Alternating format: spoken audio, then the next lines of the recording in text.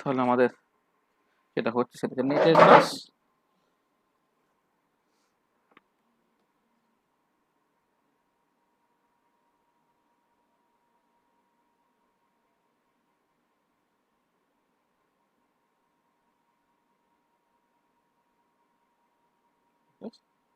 আচ্ছা, পড়বো হচ্ছে পলিমার কেমিস্ট্রি।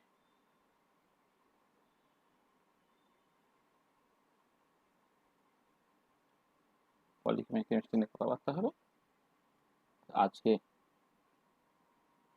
লেকচার 1।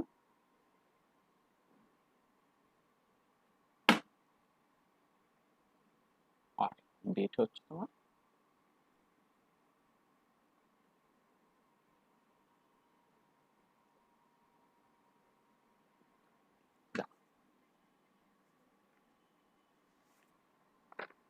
তাহলে সিলেবাসে দেখবে যেটা লেখা আছে আর কি, আমার কাছে যে সিলেবাসটা আছে তাতে হচ্ছে তোমার জাস্ট মলিকুলার ওয়েট আর হচ্ছে কাইনেটিক্স অফ পলিমারাইজেশন, এইটুকু পাঠ হচ্ছে আমাদের আছে। তবে আমাদের একটা কমপ্লিটনেসের ব্যাপার আছে যে আমরা যখন পড়বো তখন আস্তে আস্তে আস্তে আস্তে মানে আরো আশপাশের কিছু জিনিস আসবে, কিন্তু মেজর এমফ্যাসিস কিন্তু আমরা ওই দুটো জিনিসই দেবো আর কি। তাহলে পরপর পরপর করে শুরু করা যাক। যে তোমাকে মানে যে জিনিসগুলো তুমি এমফ্যাসিস দেবে আর কি, তাহলে প্রথমেই তোমায় বুঝতে হবে যে পলিমার বলতে তুমি অ্যাকচুয়ালি কি বুঝছো, মানে পলিমার বেসিক্যালি কি আর কি, মানে পলিমার বলতে কি বোঝো। আর অনেক সময় পলিমার ম্যাক্রোমলিকুল সেটা সিনোনিমাসলি ইউজড হয় আর কি। মানে পলিমার বেসিক্যালি কি হচ্ছে না, দেখবে মানে একটা এক্সাম্পল দিয়ে প্রথমে শুরু করি, ধরো পলিইথিলিন। তাহলে পলিইথিলিনটাকে যদি তুমি ভালো করে অ্যানালিসিস করো তাহলে এটা দেখতে পাচ্ছ যে পলিইথিলিনের মধ্যে হচ্ছে অনেকগুলো ইথিলিন, তারা বেসিক্যালি হচ্ছে তোমার তারা যুক্ত হচ্ছে কোনো একটা রিয়াকশন বা ইত্যাদি থ্রু দিয়ে আর কি করে পলিইথিলিন তৈরি করছে। অর্থাৎ যে একটা পলিমারের যদি তুমি পলিমার মলিকুল যদি তুমি কনসিডার করো, সেখানে হচ্ছে কিছু ইউনিট তারা বেসিক্যালি তোমার রিপিট করছে। তাহলে এই যে রিপিট করলো মানে সেই রিপিটিং ইউনিটগুলোকে বলে যে মনোমার, এবং সেই মনোমারগুলো তোমার জাস্ট বেসিক্যালি আস্তে আস্তে আস্তে আস্তে যুক্ত হয়ে তোমার বেসিক্যালি পলিমারটাকে তৈরি করছে। তাহলে পলিমার ইউজুয়ালি যেহেতু অনেকগুলো মনোমার তারা জুড়ে গিয়ে বেসিক্যালি পলিমার তৈরি করে, তাহলে পলিমার তার সাইজটা খুব বড় হয়, তার মলিকুলার ওয়েটটা অনেক বেশি হয়। সেখানে পলিমার সেটা ইউজুয়ালি হচ্ছে তোমার ম্যাক্রোমলিকুল, মানে তার সাইজটা ইউজুয়ালি খুব বড়, তার মলিকুলার ওয়েট খুব বড়, মানে তুমি সাইজের রেসপেক্টে দিতে দেখো সেটা অনেকটা বড় বলে তাকে জাস্ট তুমি বলতে পারো এটা তোমার একটা ম্যাক্রোমলিকুল আর কি। তাহলে এইভাবে তুমি পলিমারটাকে জাস্ট ভাবতে পারো বা ডিফাইন করতে পারো, ঠিক আছে। তাহলে জাস্ট পলিমারটা কি না, না it is a macromolecule where a particular small part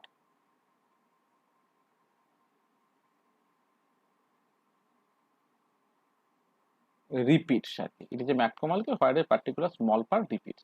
তাহলে এই যে স্মল যে পার্টটা যেটা আমি বলছি, স্মল পার্ট বা এই যে স্মল ইউনিট যেগুলো, এটাকে বলা হবে মনোমার। এটা আর মনোমার গুলো কম্বাইন করবে, মানে monomers are combined to form polymers। তুমি যদি এক্সাম্পল হিসেবে ধরো তুমি অ্যাজ ফর এক্সাম্পল তুমি ইথিলিন মলিকুল কনসিডার করছো, CH2 ডবল বন্ড CH2। এবারে এনটা ইথিলিন, এটা হচ্ছে মনোমার। এনটা ধরো ইথিলিন মলিকুল, তারা বেসিক্যালি যুক্ত হয়ে কি করছে না, ধরো CH2 সিঙ্গেল বন্ড CH2, মানে বেসিক্যালি এটা ফ্রি র্যাডিক্যাল চেন মেকানিজমে হয় আর কি। এই পাই বন্ডটা ভেঙে গেছে, এখানে লোন পেয়ার তৈরি হলো, তারা আবার মানে আর একটা ইথিলিনের সঙ্গে যুক্ত হচ্ছে করে এরকম একটা জিনিস তৈরি করছে, মানে CH2 করে তোমার চলতে থাকছে আর কি। এইটা হচ্ছে তোমার পলিমার। তাহলে তোমার কি হচ্ছে ইথিলিন তারা যুক্ত হলে পলিইথিলিন তৈরি করলো, হ্যাঁ। তাহলে ইথিলিন থেকে যে পলিইথিলিন তৈরি হয়েছে সেটা হচ্ছে মনোমার, এটা হচ্ছে তোমার পলিমার। এছাড়া ধরো তোমার হয়তো একটা অ্যামাইনো অ্যাসিড, সেখানে NH2 আর COOH গ্রুপটা আছে, আর এরকম মানে এটা এইরকম ভাবে না করে এইরকম ভাবে করবে না।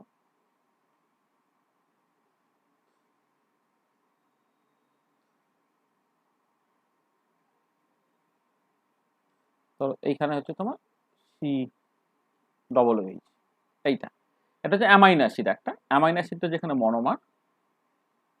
আচ্ছা, এবারে এই অ্যামাইনো অ্যাসিডগুলো তারা যখন কানেক্টেড হচ্ছে, কিরকম ভাবে কানেক্টেড হচ্ছে, তাহলে এই যে ব্লকটা আছে এখানে NH, এখানে C ডবল বন্ড O, এইটা হলো, আবার তোমার একটা এই ময়টি হলো, আবার NH C ডবল বন্ড, হ্যাঁ, মানে বেসিক্যালি কি এর OH আর এর H মিলে একটা জল বেরিয়ে যাচ্ছে, তাহলে NHCO মানে CO NH এরকম একটা লিঙ্কেজ তোমার তৈরি হচ্ছে।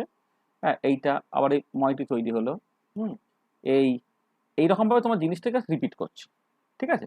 মানে আমি যদি সেইভাবে দেখি তাহলে দেখো মানে এখানে এই দিকটা যদি তুমি দেখো তাহলে এখানে সি ডবল বন্ড ও করে এদিকে একটা জিনিস, আবার এই NH লিঙ্কেজ থাকবে, মানে এইখান থেকে তোমার জাস্ট বেসিক্যালি এইটুকু জিনিস দেখো, হ্যাঁ, বা যা খুশি এইখান থেকে শুরু করলে এইটুকু জিনিস আর কি, তারা বারবার বারবার তোমার রিপিট করছে।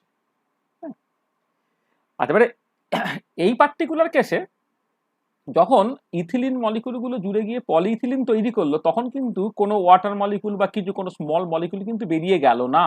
তাহলে এই ধরনের যে পলিমার তাকে বলা হবে অ্যাডিশন পলিমার। আর এই ধরনের যখন মানে অ্যামাইনো অ্যাসিডগুলো জুড়ে যখন তোমার সকল মানে পেপটাইড বা পলিপেপটাইড লিঙ্কেজ করে দিনের শেষে প্রোটিন তৈরি করছে, সেখানে কিন্তু তুমি দেখতে পাচ্ছ যে এই যে দুটো অ্যামাইনো অ্যাসিড রেসিডিউ, এই NH2H আর COOH এর OH মিলে গিয়ে কিন্তু এখনো করে জল তৈরি হচ্ছে, মানে একটা অ্যামাইড লিঙ্কেজ তৈরি হচ্ছে, তার সঙ্গে জল বেরিয়ে যাচ্ছে। তো সেই ধরনের পলিমারকে বলা হয় হচ্ছে তোমার কনডেনসেশন পলিমার। আবার পলিমারের ক্লাসিফিকেশন যদিও সিলেবাসে নেই, কিন্তু ক্লাসিফিকেশন নিয়ে জাস্ট কিছু কথাবার্তা নিশ্চয়ই বলার দরকার আছে। তাহলে জাস্ট পলিমার মানে অনেক রকমের ক্লাসিফিকেশন হয় আর কি। তাহলে একটা মেজর ক্লাসিফিকেশন হচ্ছে তোমার অ্যাডিশন পলিমার আর হচ্ছে কনডেনসেশন পলিমার। এবারে ক্যারুথার্স একটা স্পেশাল ওয়েতে সেগুলোকে ডিফাইন করেছিলেন, সেগুলো আমরা পরে আলোচনা করবো। তাহলে এই যে পলিমারটা সেটা হচ্ছে অ্যাডিশন পলিমার, মানে পার্টিকুলারলি যখন কাইনেটিক্স পড়বো না, মানে কেমন করে মনোমারগুলো যুক্ত হয়ে পলিইথিলিন মানে পলিমার তৈরি করছে তার যে মেকানিজমটা, সেখানে কিন্তু অ্যাডিশন পলিমার তৈরি হওয়ার যে মেকানিজমটা সেটা হচ্ছে অ্যাডিশন রিয়াকশন, আর কনডেনসেশন পলিমার তৈরি হওয়ার যে রিয়াকশনটা সেটা হচ্ছে কনডেনসেশন রিয়াকশন। এটাকে বলে কনডেনসেশন পলিমার। তাহলে কনডেনসেশন পলিমার তৈরি হবে ভায়া কনডেনসেশন রিয়াকশন, যেখানে কিন্তু কিছু স্মল মলিকুলস তারা বেসিক্যালি তোমার বেরিয়ে যাবে। হুম, আর যখন অ্যাডিশন রিয়াকশন হবে সেখানে কিন্তু কোনো স্মল ইউনিট জাস্ট বেরোবে না। তাহলে পলিমারের যে দুটো ক্লাসিফিকেশন, অ্যাডিশন পলিমার এবং কনডেনসেশন পলিমার, সেইটা নিয়ে ডিটেল ডিসকাশন নিশ্চয়ই দরকার আছে, কিন্তু সিলেবাসে যেহেতু সেইভাবে উল্লেখ করা নেই সেগুলো আমি করছি না আর কি। এছাড়া তুমি দেখবে মানে পলিমারের আরও অনেক রকমের ক্লাসিফিকেশন আছে। কিছু কিছু পলিমার ন্যাচারালি পাওয়া যায়, তাকে ন্যাচারাল পলিমার বলা হয়। আর কিছু কিছু পলিমার ল্যাবরেটরিতে সিনথেসাইজ করা হয়, তখন তাকে সিনথেটিক পলিমার বলা হবে। আবার ন্যাচারাল এবং সিনথেসিসের মাঝামাঝি একটা সেমি সিনথেটিক পলিমার্স আছে। এই টাইপের আরো প্রচুর ক্লাসিফিকেশন, মানে ক্লাসিফিকেশনগুলো কিন্তু অনেক রকমের হতে পারে আর কি। তারপরে তোমার ব্রাঞ্চিং কেমন আছে তার মতো করে লিনিয়ার পলিমার হতে পারে, ব্রাঞ্চ পলিমার হতে পারে, ক্রস লিঙ্ক বা নেটওয়ার্ক পলিমার হতে পারে, ইত্যাদি ইত্যাদি ইত্যাদি আর কি। হ্যাঁ, মানে সব এই পলিমারের ক্লাসিফিকেশনটা খুব দরকার। আমি জাস্ট তোমাকে মানে কতগুলো পয়েন্ট জাস্ট বলছি আর কি, তুমি সেইগুলো একটুখানি বাড়িতে দেখে নেবে আর কি। মানে এটা হয়তো এখান থেকে 4 নম্বরে কোশ্চেন পড়বে না, কিন্তু 2 নম্বরে কোশ্চেন পড়তে পারে। ক্লাসিফিকেশন অফ পলিমার, হ্যাঁ, সেটা একটা ক্লাসিফিকেশন, মানে যেগুলো তুমি জাস্ট যেগুলো যে টার্মগুলো সম্বন্ধে একটু কথাবার্তা জেনে নেবে। একটা হচ্ছে অ্যাডিশন পলিমার অ্যান্ড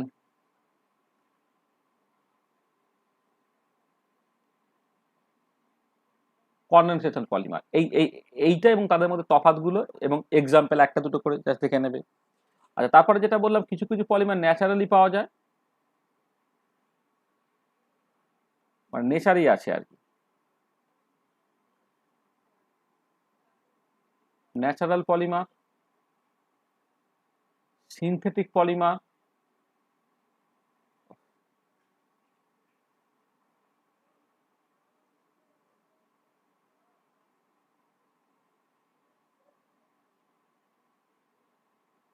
পলিমার, আর সেমি সিনথেটিক পলিমার বা সেমি ন্যাচারাল পলিমার, যা কিছু বলতে পারো।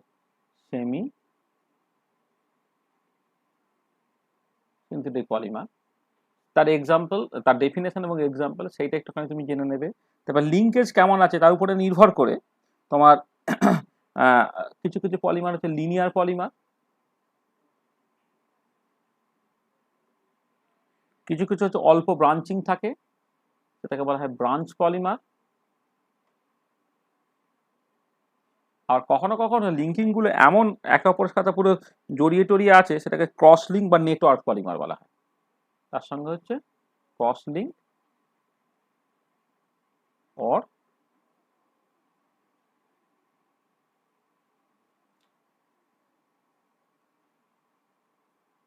Cross link or network polymer. তো এইটা একটা classification, linear polymer, branch polymer, আর ক্রস লিঙ্ক বা নেটওয়ার্ক পলিমার। এছাড়া আরো কিছু কিছু তোমার জিনিস তোমাকে একটুখানি মানে তাদের ওই কি বলো মেকানিক্যাল প্রপার্টিজ বা ইত্যাদির উপরে নির্ভর করে আবার বিভিন্ন রকমের পলিমার তোমার হতে পারে আর কি, সেইগুলো সম্বন্ধে একটুখানি তোমার ধারণা থাকা দরকার। মানে আমি দু একটা জিনিস বলছি যেগুলো আর কি একটুখানি দেখে রাখবে আর কি, মানে যেগুলো মানে ধরো পলিমার কেউ কেউ ক্রিস্টালাইন হতে পারে, ক্রিস্টালাইন পলিমার, আর কেউ কেউ অ্যামারফাস হতে পারে, তার ফিজিক্যাল স্টেটের উপর নির্ভর করে। এইটা একটুখানি দেখে রাখবে। হ্যাঁ, আচ্ছা, এবারে হোমোপলিমার্স হতে পারে আর হেটেরোপলিমার্স হতে পারে। হোমোপলিমার মানে হচ্ছে তোমার রিপিটিং ইউনিটটা হচ্ছে একই, আর হেটেরোপলিমার হচ্ছে রিপিটিং ইউনিট হচ্ছে দু রকমের স্পিসিস থাকবে আর কি। এটা তাহলে হোমোপলিমার আর হেটেরোপলিমার, বা অনেক সময় হেটেরোপলিমারকে অনেক সময় কোপলিমারও বলা হয় আর কি, সেইগুলো। তারপরে তুমি এই ক্লাসিফিকেশন গুলো দেখবে, আইসোট্যাকটিক, সিম্বিওট্যাকটিক আর atactic polymer. Isotactic, syndiotactic, tactic and atactic polymer. এই ক্লাসিফিকেশন গুলো কিসের বেসিসে করা হচ্ছে সেগুলো একটুখানি দেখবে। আচ্ছা, এছাড়া এই মানে অ্যাকোয়াস সলিউশনের উপর তার কেমন আসক্তি আছে তার মতো করে হাইড্রোফিলিক অ্যান্ড হাইড্রোফোবিক পলিমার, সেগুলো তুমি দেখতে পারো, ইত্যাদি ইত্যাদি, মানে আমি এক্সেট্রা। তাহলে এইগুলো যে ক্লাসিফিকেশন গুলো কিসের উপরে বেস করে করছো তার মতো করে তোমার কিন্তু বিভিন্ন বিভিন্ন বিভিন্ন বিভিন্ন তোমার ক্লাসিফিকেশন স্কিম আছে আর কি, সেগুলো একটুখানি দেখে রাখা আর কি। তাহলে এইগুলো মানে আমি যেটা বলবো যে মানে এইগুলো একটুখানি না তুমি দেখে রাখবে, মানে মানে 2 নম্বরের এমসিকিউতে কিন্তু অনেক সময় দিয়ে দেয়, মানে একটা পলিমার দিয়ে দিল, বললো যে এই পলিমারটা তোমার মানে কি টাইপের পলিমার বলে তোমার 3টে বা 4টে অপশন দিয়ে দিচ্ছে, সেগুলো তোমাকে করতে হয় আর কি। আচ্ছা, আর মেকানিক্যাল স্ট্রেংথের উপরে নির্ভর করে যেটা বললাম, দেখবে কিছু কিছু জিনিস তুমি দেখবে যে ইলাস্টোমার বলে একটা জিনিস আছে, প্লাস্টিক মানে ফাইবার্স আছে, প্লাস্টিক আছে বা থার্মোপ্লাস্টিক যাই বলো কেন, থার্মোপ্লাস্টিক, হ্যাঁ, থার্মোপ্লাস্টিক পলিমার আছে, থার্মোসেটিং পলিমার আছে।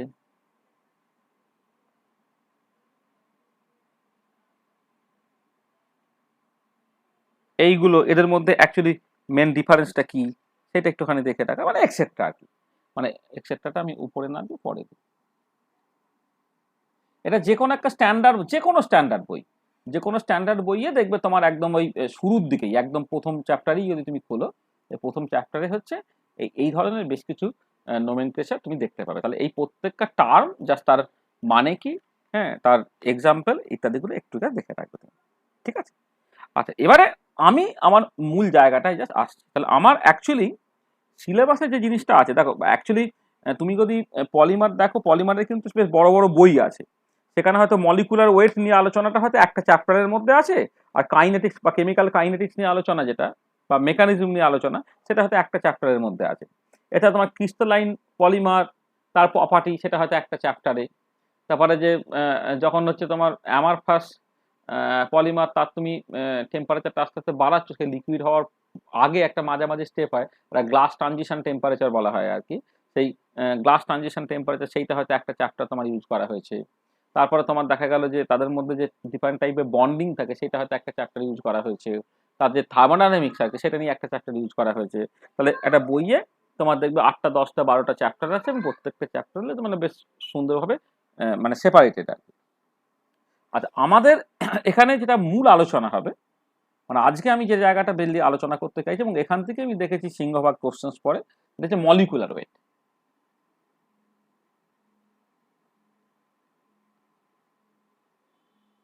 মলিকুলার ওয়েটস অফ পলিমার, এই জায়গাটা আমি প্রথমে একটুখানি সামারাইজ করে দিতে চাইছি। মলিকুলার ওয়েটস অফ পলিমার, আচ্ছা দেখো, এই মলিকুলার ওয়েটস অফ পলিমার নিয়ে যখন তুমি কথাবার্তা বলছো, তাহলে প্রথমে একটা জিনিস আমি বলি যে যে ধরো এই যখন এই কনডেনসেশন বা অ্যাডিশন রিয়াকশনের থ্রু দিয়ে যখন পলিমার তৈরি হচ্ছে, তাহলে তুমি এই পলিইথিলিন যেটা তৈরি হলো, পলিমারের যেটা পলিমার মানে পলি ইথিলিনের যেটা পলিমার, আগে তুমি কি গ্যারেন্টি দিয়ে বলতে পারবে যে এখানে অ্যাকচুয়ালি পলিইথিলিনের এটা ফ্রি র্যাডিক্যাল চেন মেকানিজম এটা হচ্ছে, তো টার্মিনেশনটাকে তুমি একদম এইরকম ভাবে গ্যারেন্টেড করতে হবে যাতে করে হচ্ছে যে প্রত্যেক ক্ষেত্রেই একটা পলিমার ইউনিটে 100টাই মনোমারিক ইউনিট যুক্ত হবে, সেটা 95টা নয় বা 105টা নয় বা 99টা নয় বা 101টা নয়। তুমি কি গ্যারেন্টি করতে পারবে? বা ঠিক একই রকম ভাবে একটা অ্যামাইনো অ্যাসিড, তুমি একটা পার্টিকুলার অ্যামাইনো অ্যাসিডই ধরো তুমি নিয়েছো, নিয়ে তাদের মধ্যে যখন তুমি কনডেনসেশন রিয়াকশনস করছো, অ্যাকচুয়ালি কতজন যুক্ত হবে সেইটার উপরে কি তোমার কি খুব ভালো কন্ট্রোল কিছু থাকবে? সেটা থাকবে না।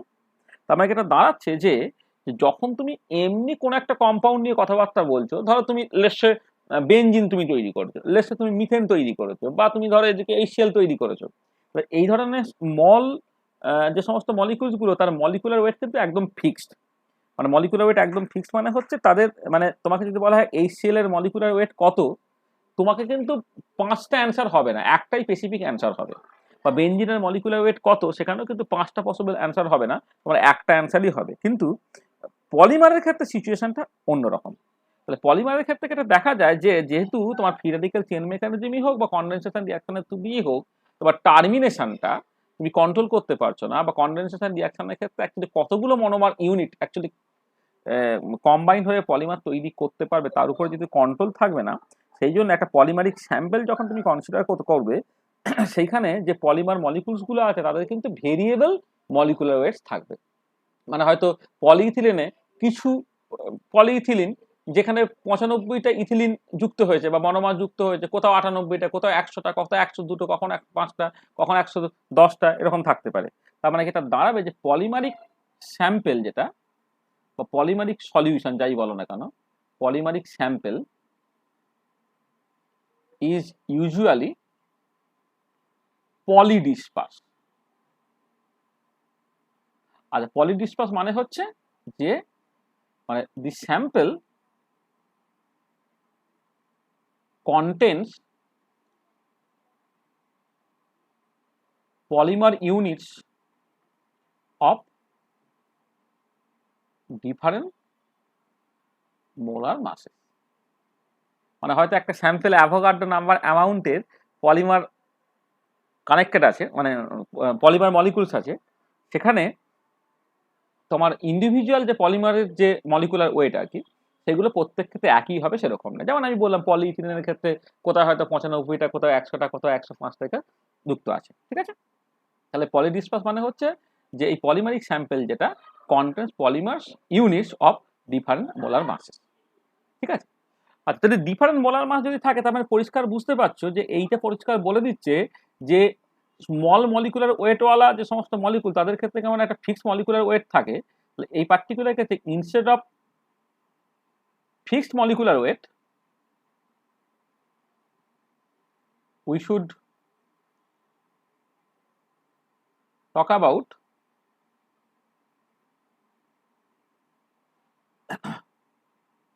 Average molecular wait. আমাকে কিন্তু জাস্ট তোমার এই মানে ফিক্সড মলিকুলার ওয়েটের বদলে আমাকে কিন্তু একটা অ্যাভারেজ মলিকুলার ওয়েট নিয়ে জাস্ট কথাবার্তা বলতে হবে, ঠিক আছে। আচ্ছা, এবারে কথাটা হচ্ছে যে তুমি যখন অ্যাভারেজটা করবে, অ্যাভারেজটা কেমন ভাবে করবে, অ্যাভারেজটা কেমন ভাবে করবে সেই মতো করে তোমার different types of average molar mass থাকতে পারে। তাহলে যেটা হবে যে তোমার একটা পলিডিসপার্স স্যাম্পলের ক্ষেত্রে various types of average molar masses তোমার থাকতে পারে, various types of average molar mass. আচ্ছা, কত রকমের টাইপ? মোটামুটি 4টে টাইপ হচ্ছে খুব পপুলার। তাহলে 1 নম্বর যে টাইপটা, তাকে বলা হচ্ছে তোমার নাম্বার অ্যাভারেজ মোলার মাস। বা number average molecular weight, number average molar mass বা নাম্বার অ্যাভারেজ মলিকুলার ওয়েট, যা খুশি। নাম্বার অ্যাভারেজ মোলার মাস সেটাকে তুমি এন অ্যাভারেজ এইরকম ভাবে রিপ্রেজেন্ট করবে। 2 নম্বর হচ্ছে mass average or weight average, mass average or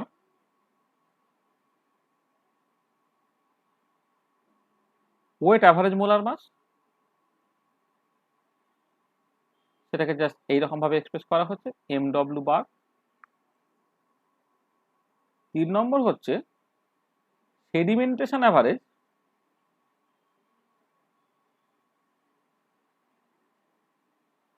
or একে অনেক সময় বলা হয় Z average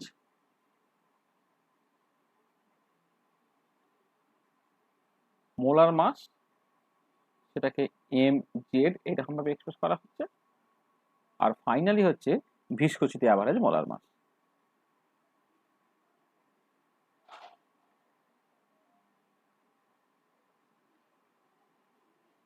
viscosity average molar mass সেটাকে ধরো তুমি এম ভি এরকম ভাবে নাম দিচ্ছ। তাহলে 4টে different types of average molar mass তোমার থাকতে পারে।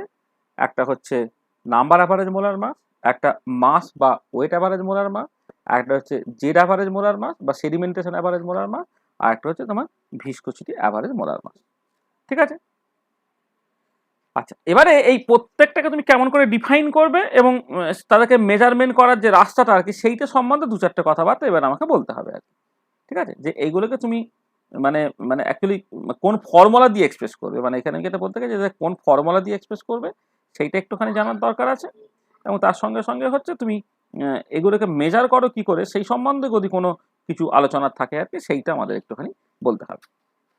আচ্ছা, তাহলে আমি একটার পর একটা জিনিসটাকে শুরু করি। তার প্রথমে শুরু করো number average molar mass.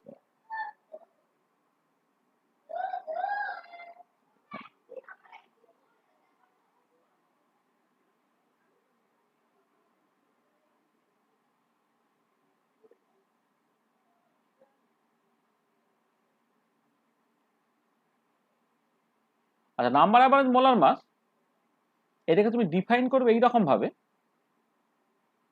Summation over I NI MI divided by summation over I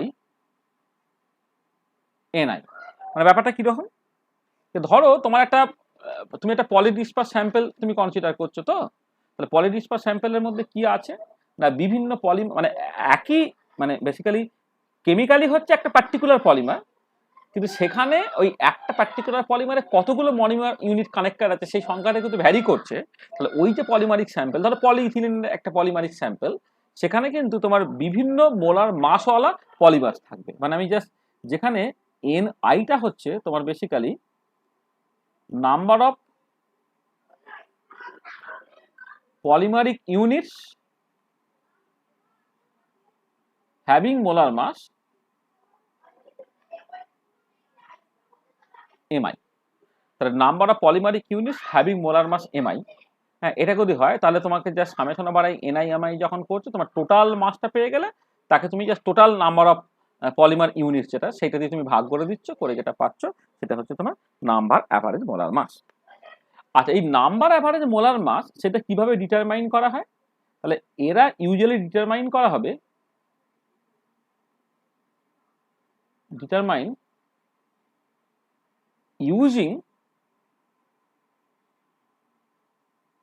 the colligative property measurement। এই যে বিভিন্ন রকমের কলিগেটিভ প্রপার্টি আছে না, সেই কলিগেটিভ প্রপার্টিগুলোকে মেজার করে তুমি just number average molar mass বের করতে পারো।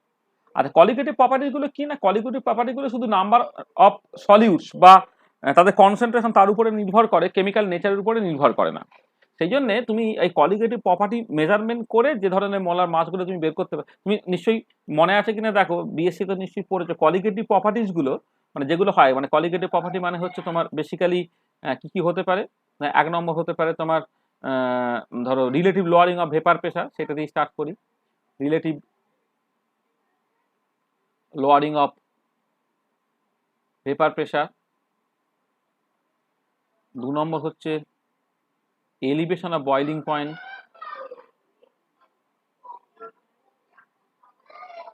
3 নম্বর হচ্ছে ডিপ্রেশন অফ ফ্রিজিং পয়েন্ট, আর 4 নম্বর হচ্ছে osmotic pressure.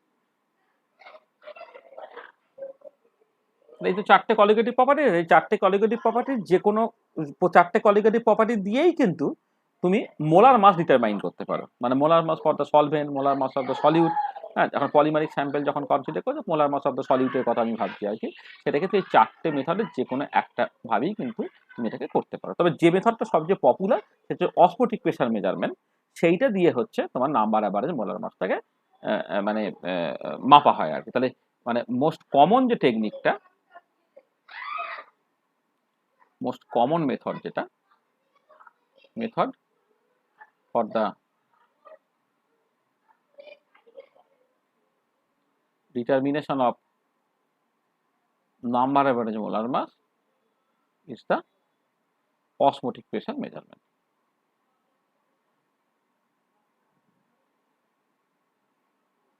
The osmotic pressure measurement.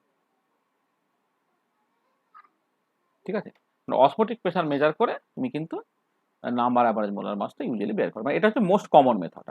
কিন্তু বাকিগুলো দিয়েও কিন্তু করা যায়। হ্যাঁ, বাকিগুলোর ক্ষেত্রে মানে প্রত্যেকটার কিছু অ্যাডভান্টেজ কিছু ডিসঅ্যাডভান্টেজ আছে। তাহলে আমরা হচ্ছে অসমোটিক প্রেসার মেজারমেন্ট করে কি করে মোলার মাসটা ডিটারমাইন করতে পারা যায় সেইটা নিয়ে জাস্ট 2-4টে কথাবার্তা বলবো। কারণ এই মানে আসলে অনেক সময় ওই ভেতর থেকে অনেক সময় কোশ্চেন দিয়ে দেয় আর কি, মানে যে ধরনের ইকুয়েশনগুলো তার এখানে ইনভলভ হচ্ছে সেই ইকুয়েশনের উপরে বেস করে কিন্তু অনেক সময় তোমায় কোশ্চেন দিয়ে ফেলে আর কি। সেই জন্য একটুখানি মানে অন্ততপক্ষে দুটো জিনিস, একটা হচ্ছে ভিসকোসিটি অ্যাভারেজ মোলার মাস বের করা, আর হচ্ছে অসমোটিক প্রেসার অ্যাভারেজ মানে অসমোটিক প্রেসার অসমোমেট্রি করে যে নাম্বার অ্যাভারেজ মোলার মাস বের করা। এই দুটো কিন্তু একটু ডিটেলে জেনে রাখাটা কিন্তু তোমার ভালো, কারণ এখান থেকে মানে অনেক সময়ই না তোমার মানে ভেতর থেকে অনেক সময় কোশ্চেন দিয়ে দেয় আর কি। হ্যাঁ, সেই জন্য আমি একটুখানি আলোচনা করে নিই এটা।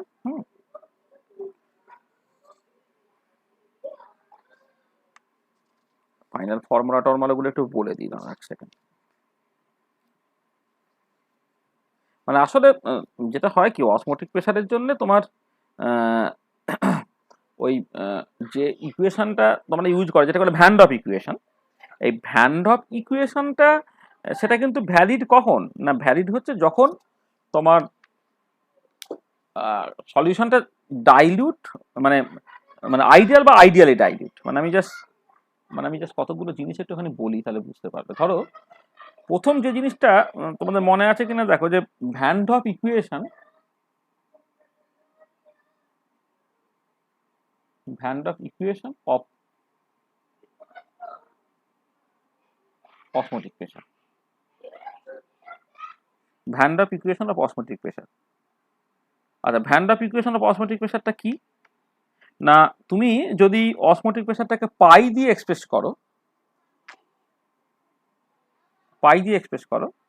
এই পাই ইকুয়াল টু এরকম তুমি হয়তো শিখেছো, দেখো তো আমি ঠিক বলছি কিনা। এইটা পাই ইকুয়াল টু C2RT, যেখানে C2টা হচ্ছে এই number of moles of the solute divided by যে টোটাল ভলিউম, মানে মোল পার ভলিউম তাতে হচ্ছে কনসেন্ট্রেশন, মানে এটা হচ্ছে কনসেন্ট্রেশন অফ সলিউট আর কি। এটা পাই ইকুয়াল টু C2RT, এইটা হচ্ছে তোমার সকল van't Hoff equation of osmotic pressure.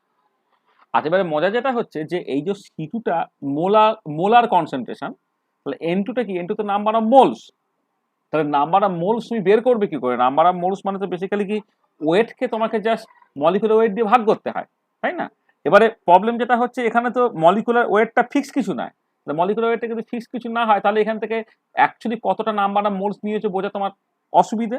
তার তুলনায় তুমি যেটা করতে পারো সেটা হচ্ছে তুমি যদি তার ডেনসিটি মানে ওয়েট বাই ভলিউম করো, হ্যাঁ, তাহলে অনেক বেটার। মানে আমি কনসেন্ট্রেশনটা যখন number of moles by volume করছি, নাম্বার অফ মোলস কত বুঝতে গেলে তুমি তো অ্যাকচুয়ালি একটা পলিমার স্যাম্পল তুমি ওজনটাকে নেবে, হ্যাঁ, এই ওজনটাকে মলিকুলার ওয়েট দিয়ে যদি তুমি জাস্ট বেসিক্যালি ভাগ করে দাও, তাহলে কত মোল আছে সেটা তুমি পেয়ে যেতে পারবে। তাকে ভলিউম দিয়ে ভাগ করলে তুমি কনসেন্ট্রেশনটা পাবে in the unit of mole per litre. কিন্তু কথা যেটা হচ্ছে, যেটা পলিডিসপার স্যাম্পেলে তোমার যেহেতু মলিকুলার ওয়েটগুলো ফিক্স কিছু নয়, সেগুলো নাম্বার অফ মোলসটা বলা একটু ডিফিকাল্ট। সেই জন্য আমরা কি করছি, প্রথমে যে এই যে ইকুয়েশনটাকে, এটা ভ্যান ডাপ ইকুয়েশনটা অসমোটিক প্রেসার, এটা কলিগেটিভ প্রপার্টি যখন তুমি শিখেছো তখন এইটা অবশ্যই জানো। এইটাকে আমি একটুখানি জাস্ট রিপ্লেস করছি কিরকম ভাবে দেখো, মানে একটুখানি অন্য রকম ভাবে লিখছি। তাহলে পাইটা সেটাকে তুমি লিখলে প্রথমে C2 জায়গায় N2/V ইন্টু RT লিখলাম। আচ্ছা, এবার N2টা কি? N2টা হচ্ছে তুমি বেসিক্যালি সলিউট কতটা নিচ্ছ ডিভাইডেড বাই তুমি বেসিক্যালি সলিউটের মলিকুলার ওয়েট, মানে ইন প্রিন্সিপাল আর কি, যে N2 মানে হচ্ছে সলিডের সলিউট যেটা নিচ্ছ তার পরিমাণ ডিভাইডেড বাই তার মোলার মাস, আর তার সঙ্গে যে পার্টটা পড়ে আছে সেটা হচ্ছে RT/V। আর এবারে দেখো এই যে W2/V এইটা ইন্টু RT/M2 যদি তুমি এইরকম ভাবে জিনিসটাকে লেখো, তাহলে W2/V is nothing but the density. তার মানে যেটা দাঁড়াচ্ছে যে সকল তোমার এই যে এটা মানে ভ্যান ডাপ ইকুয়েশনটা অসমোটিক প্রেসারটাকে তুমি লিখতে পারছো দেখো যে সলিউটের ডেনসিটি ইন্টু RT/M2 এইরকম ভাবে তুমি লিখতে পারছো, যেখানে যেখানে ρ2টা হয়ে যাচ্ছে তোমার এই তার পরিমাণটা ডিভাইডেড বাই তোমার ভলিউমটা, এটা হচ্ছে ওয়েট ডেনসিটি আর কি, মানে এটা হচ্ছে তোমার সকল ওয়েট ডেনসিটি, মানে ওয়েটটাকে তুমি ভলিউম দিয়ে ভাগ করে ডেনসিটি করছো। তার মানে এই যে ইকুয়েশনটাকে, যেটা ভ্যান ডাপ ইকুয়েশনটাকে তুমি একটু রিরাইট করে ফেললে এইরকম ভাবে, বা তুমি হয়তো আমাদের যে জিনিসটা আমি অ্যাকচুয়ালি করতে চাইবো আর কি, তার জন্য এইটাকে এইরকম ভাবে না লিখে π/√2 হিসেবে লিখলেও তোমার চলে, মানে এটাকে তুমি এইভাবেও লিখতে পারে, মানে অর π/√2 এইটা হয়ে যাচ্ছে তোমার RT/M2।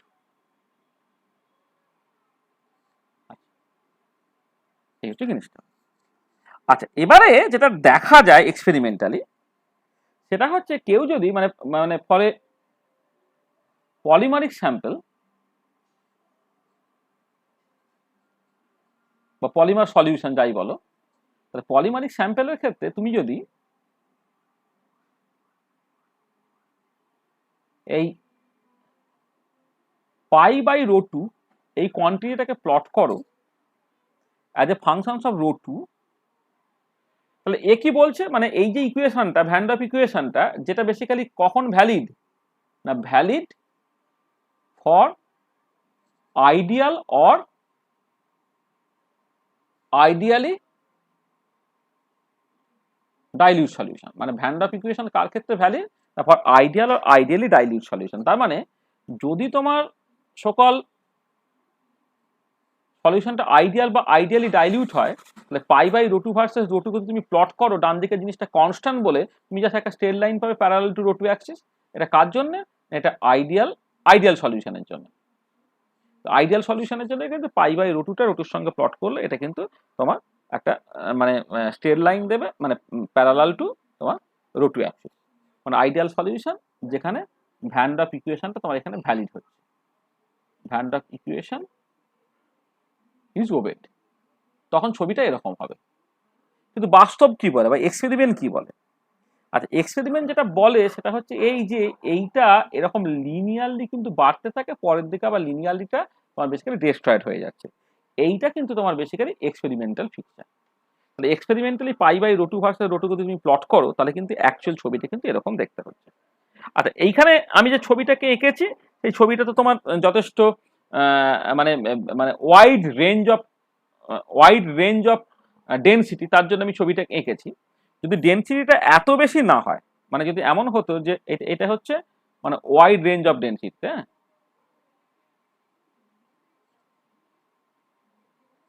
Wide range of density. আচ্ছা, তার বদলে যদি তুমি যথেষ্ট লো ডেনসিটি হতো, মানে if density is not too high, then দেখা যাচ্ছে π/√2 versus ρ2 plot becomes a straight line. তুমি যে ছবির নেচারটা দেখে বুঝতে পারছো এটা সেই অ্যামাগাস কার্ভের মতো, মানে পরের দিকে লিনিয়ারিটি ডেস্ট্রয়েড হয়ে যাচ্ছে। তুমি যদি ρ2টাকে খুব অল্প রিজিয়নের মধ্যে ভাবো, এটাকে এইটুকু জায়গার মধ্যে ভাবো, এই জায়গাটা কিন্তু স্ট্রেট লাইনের মতো দেখতে, সেখানে আমি লিখেছি ওই অ্যামাগাস কার্ভে যেমন হয় আর কি, যে যদি তোমার সকল এদিকে রো টু প্লট করা হচ্ছে, এদিকে হচ্ছে তোমার pi by rho two plot করা হচ্ছে। এইটা হচ্ছে তোমার আইডিয়াল সলিউশনের জন্য, আর একটা নন আইডিয়াল সলিউশনের জন্য তোমার ছবির নেচারটা হচ্ছে এরকম। এইটা একটা স্ট্রেট লাইনের মতো আর কি। তাহলে এইটা হচ্ছে এক্সপেরিমেন্টাল ছবি, এটা এটা এটা এটা হচ্ছে এক্সপেরিমেন্টাল। খেয়াল রাখবে এই রো টুটা হচ্ছে তোমার মানে মানে লো ডেনসিটি রিজিয়ানে, মানে খুব লো নয়, মানে ইনফাইনাইটলি ডাইলিউট নয় যেখানে সে আইডিয়ালি বিহেভ করছে সেটা নয়, যদি লো ডেনসিটি রিজিয়ানে যদি তুমি প্লট করো তাহলে তুমি এইটুকু অন্তত বুঝতে পারবে পাই বাই রো টুটা রো টুর সঙ্গে পেট করবে, মানে প্লট করলে এটা একটা স্ট্রেট লাইন। আর এবারে কথাটা হচ্ছে যে মানে যেমন তোমার ধরো আইডিয়াল গ্যাস আছে, আইডিয়াল গ্যাস থেকে তুমি নন আইডিয়াল গ্যাসে গেলে তোমাকে জাস্ট ইকুয়েশন অফ স্টেটগুলোকে পাল্টাতে হয়, মানে সেটাকে তুমি ভিরিয়াল ইকুয়েশনের ফর্মে লিখতে পারো। ঠিক একই রকম ভাবে যখন তুমি ভ্যান ডার্ফ ইকুয়েশন পর অসমোটিক প্রেসার বলছো, এই ভ্যান ডার্ফ ইকুয়েশনটা বেসিক্যালি আইডিয়াল গ্যাসের ইকুয়েশনের মতো দেখতে, পাই ইকুয়াল টু CR2, যেমন পি ইকুয়াল টু CR2 হয়, ঠিক সেরকম ইকুয়েশন দেখতে আর কি। কিন্তু যখনই তোমার ডেভিয়েটেড হয়ে যাচ্ছে ফ্রম আইডিয়ালিটি, যেমন গ্যাসের ক্ষেত্রে ডেভিয়েটেড হয়ে যায় ফ্রম আইডিয়াল গ্যাস, তোমাকে ভ্যান ডার গ্যাস বা ভিরিয়াল ইকুয়েশন মানে ক্যামারলিঙ্গন ইকুয়েশন অফ স্টেট ইত্যাদি টার্মসে লিখতে হয়।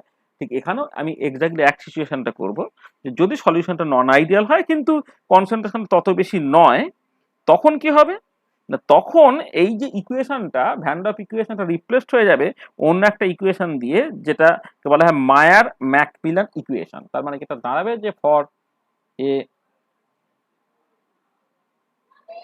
নন আইডিয়াল সলিউশন, কিন্তু নন আইডিয়াল হলেও তোমাকে খেয়াল রাখতে হবে কনসেন্ট্রেশনটা কিন্তু অত বেশি নয়। পরে নন আইডিয়াল সলিউশন মানে হোয়েন ডেনসিটি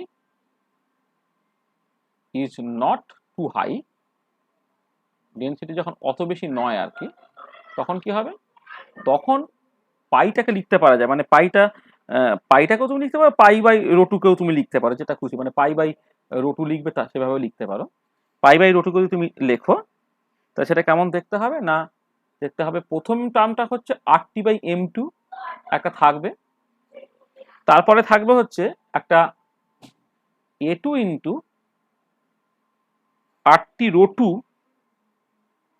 বাই M2, তারপরে একটা টার্ম থাকবে ধরো আর একটা কনস্ট্যান্ট A3 RT রো 2 তার স্কোয়ার বাই হচ্ছে তোমার M2 plus dot dot dot dot, এরকম দেখতে।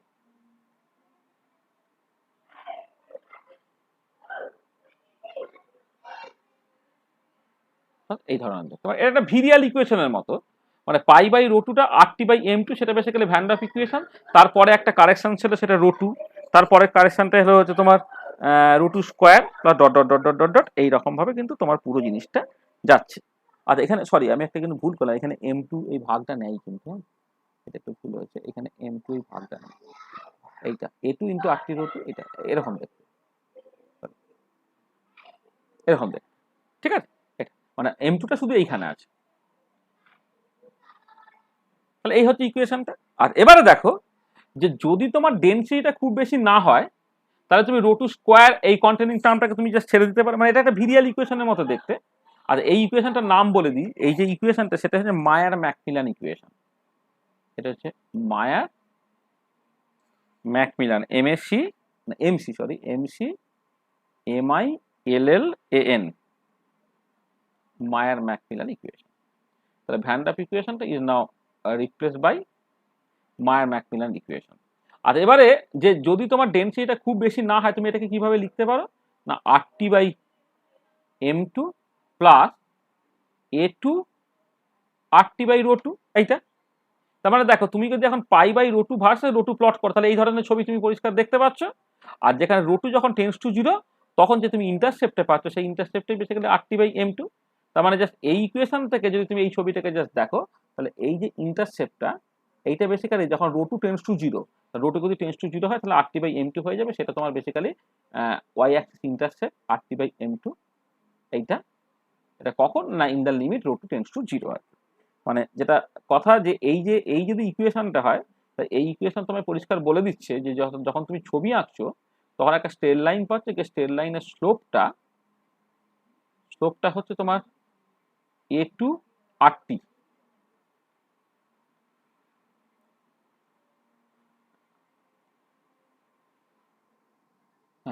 স্লোপটা হচ্ছে তোমার A2RT আর ইন্টারসেপ্ট হচ্ছে RT/M2। তার মানে কি দাঁড়াচ্ছে, তার মানে যেটা তুমি দেখতে পাচ্ছ সেটা হচ্ছে এই যে তোমার π/ρ2 ভ্যালুটা in the limit ρ2 tends to 0, সেইটাই তোমার দিচ্ছে কি, সেটা তোমার দিচ্ছে হচ্ছে RT/M2। RT/M2, তো এইখান থেকে M2টা কত হলো, M2টা হয়ে গেল RT divided by limit ρ2 tends to 0 π/ρ2। মানে বেসিক্যালি তোমার এইটা হচ্ছে ইন্টারসেপ্ট আর কি, মানে বা ইন আদার ওয়ে তুমি বলতে পারো যে ছবিটা আমি এঁকেছো সেখানে RT-কে তুমি যদি ওই যে ইন্টারসেপ্ট যেটা মানে ওয়াই অ্যাক্সিস ইন্টারসেপ্ট সেটা দিয়ে ভাগ করে দাও, তাহলে তুমি সেইখান থেকে একটা মাস পেলে, সেটাই হচ্ছে তোমার এই M2, যেটা হচ্ছে super molar mass of the solute. ঠিক আছে, তাহলে এই যে M2 যেটা পেলে তুমি, এই M2টাই হচ্ছে তোমার অ্যাকচুয়ালি এই যে M2টা, সেটাই তুমি জাস্ট দেখাতে পারো এইটা, এই M2টা জাস্ট সিম্পলি বেরোবে, মানে it can be shown that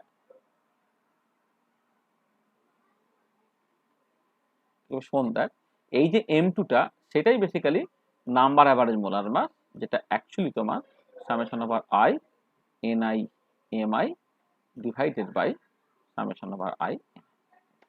এখানে জাস্ট আমি M2টা জাস্ট বলছি সলিউটের মোলার মাস, আর পলিমারিক স্যাম্পেলের ক্ষেত্রে এই যে মোলার মাসটা সেটা বেসিক্যালি অ্যাভারেজ মোলার মাস, এবং সেই অ্যাভারেজ মোলার মাসটা তুমি জাস্ট দেখাতে পারবে যে এটা is nothing but the number average molar mass. তার মানে অসমোটিক প্রেসার মেজারমেন্ট করে যে মোলার মাসটা পাওয়া যায় সেটা is nothing but the osmotic nothing but the number average molar mass. ঠিক আছে, তাহলে বুঝতে পারলে যে আমার এই জায়গাটা একটুখানি ডিটেলে একটুখানি জেনে রাখবে, যে এই রিলেটেড প্রচুর কোশ্চেন পরে বলে নাম্বার অ্যাভারেজ মোলার মাস নিয়ে যখন আলোচনা করবে, যে কোনো কোয়ালিটেটিভ প্রপার্টি মেজারমেন্ট করেই কিন্তু তুমি নাম্বার অ্যাভারেজ মোলার মাস বের করতে পারো। তার মধ্যে যেটা মোস্ট পপুলার সেটা হচ্ছে তোমার অসমোটিক প্রেসার মেজারমেন্ট। অসমোটিক প্রেসারের যে ইকুয়েশনটা সেটা তোমার শুরু হয় হচ্ছে ভ্যান ডার্ফ ইকুয়েশন থেকে, কিন্তু ভ্যান ডার্ফ ইকুয়েশনটা ভ্যালিড ফর আইডিয়াল আর ideally dilute solution.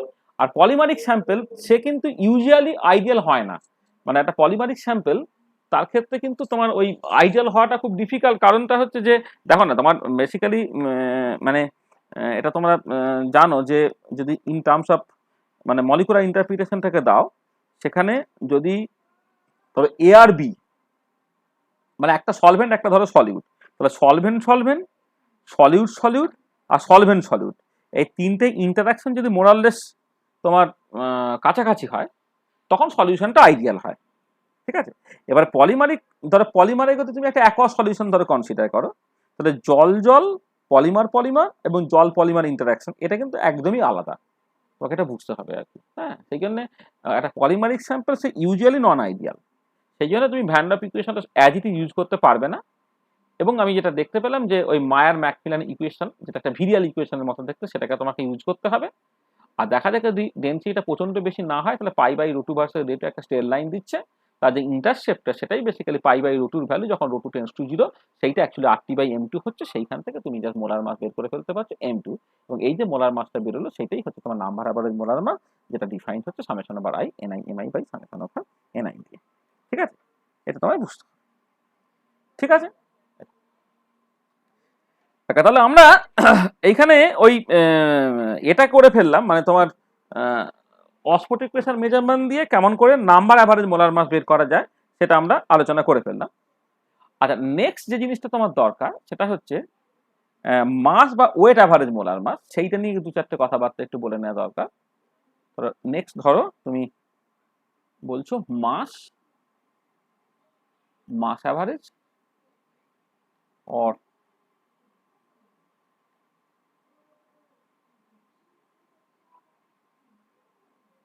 Wait average molar mass, mass average or weight average molar mass, সেটাকে জাস্ট MW এরকম ভাবে তুমি ডিফাইন করছো। আচ্ছা, এইটা তুমি দুরকম করে ভাবতে পারো। ধরো আমি যদি এরকম করে ব্যাপারটাকে ভাবি যে WI is the weight of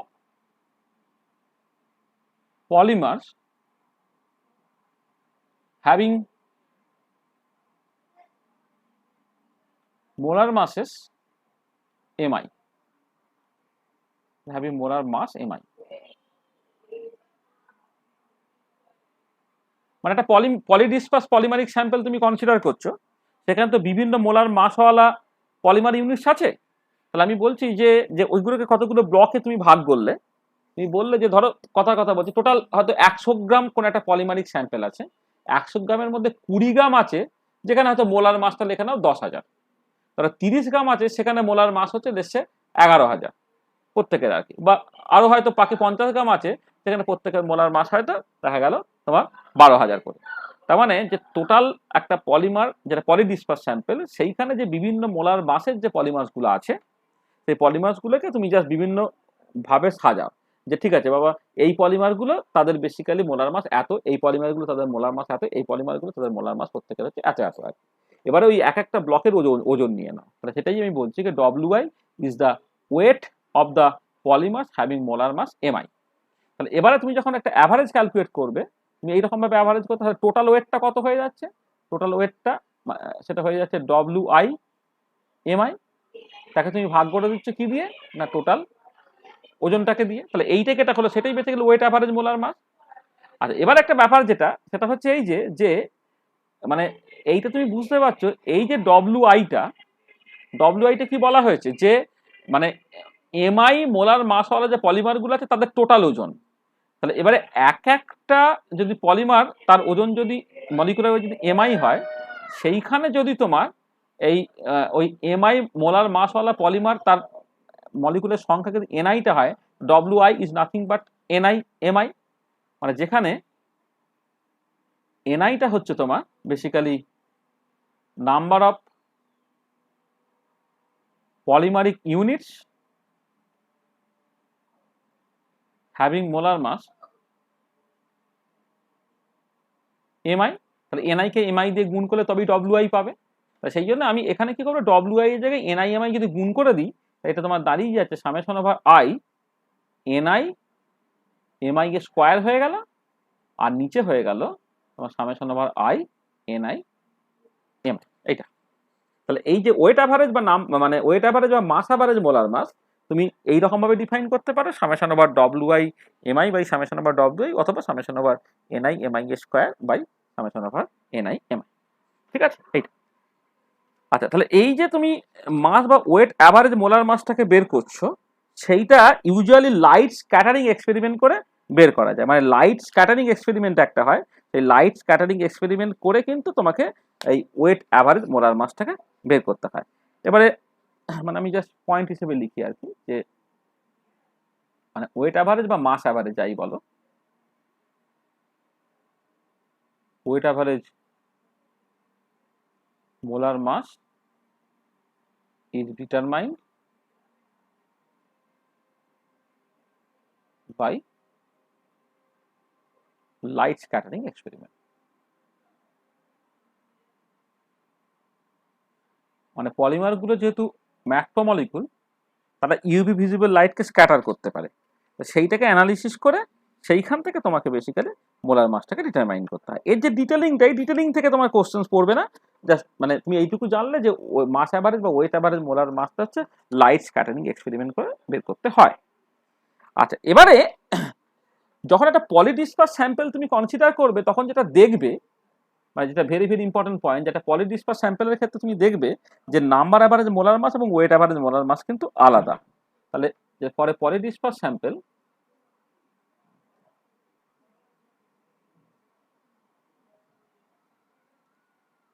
পরে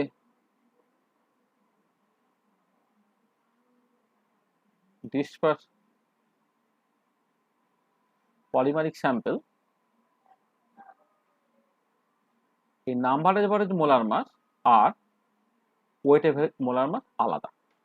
পলিডিসপাস স্যাম্পলের ক্ষেত্রে কিন্তু নাম্বার অ্যাভারেজ মোলার মাস এবং ওয়েট অ্যাভারেজ মোলার মাস হচ্ছে তোমার ইউজুয়ালি আলাদা হয়, এবং তুমি দেখাতে পারো যে কোনটা বেশি কোনটা কম যদি তুমি দেখো, তাহলে ওয়েট অ্যাভারেজ মোলার মাসটা বেশি হয় দেন দা নাম্বার অ্যাভারেজ মোলার মাস। মানে এটা আমি পরে দেখাবো যে তোমার কোনটা বেশি, মানে চারটে যে মোলার মাস তার মধ্যে কোনটা বেশি কোনটা কম, যখন আমি কম্পেয়ার করব তখন তুমি দেখতে পাবে যে ওয়েট অ্যাভারেজ মোলার মাসটা নাম্বার অ্যাভারেজ মোলার মাসের থেকে বেশি। আমি এখানে একটা লিখে রাখছি, ইউজুয়ালি যেটা হয় যে ওয়েট অ্যাভারেজ মোলার মাসটা actually greater than the number average molar mass হয়। যাকে যেটা মোদ্দা কথা, দুটো হচ্ছে আলাদা। আর দুটো যদি আলাদা হয় তখন তুমি একটা টার্ম ডিফাইন করো, যে টার্মটা ভীষণ ইম্পর্টেন্ট, এটা বলে পলিডিসপারসিটি ইন্ডেক্স। হ্যাঁ, মানে একটা পলিডিসপারসিটি ইন্ডেক্স বলে একটা টার্ম তোমাকে ডিফাইন করতে হয়। পলিডিসপারসিটি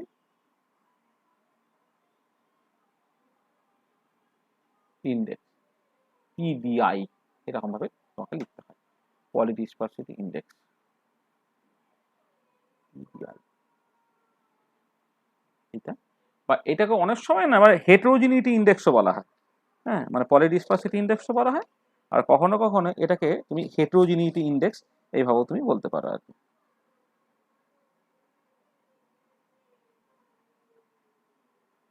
হেটেরোজিনিটি ইন্ডেক্স এরকম ভাবে তুমি ডিফাইন করতে পারো। আচ্ছা, পলিডিসপারসিটি ইন্ডেক্স বাই ডেফিনেশন হচ্ছে তোমার কিছুই না, এই weight average molar mass divided by number average molar mass, এই যে রেশিওটা সেটাই হচ্ছে তোমার পলিডিসপারসিটি ইন্ডেক্স।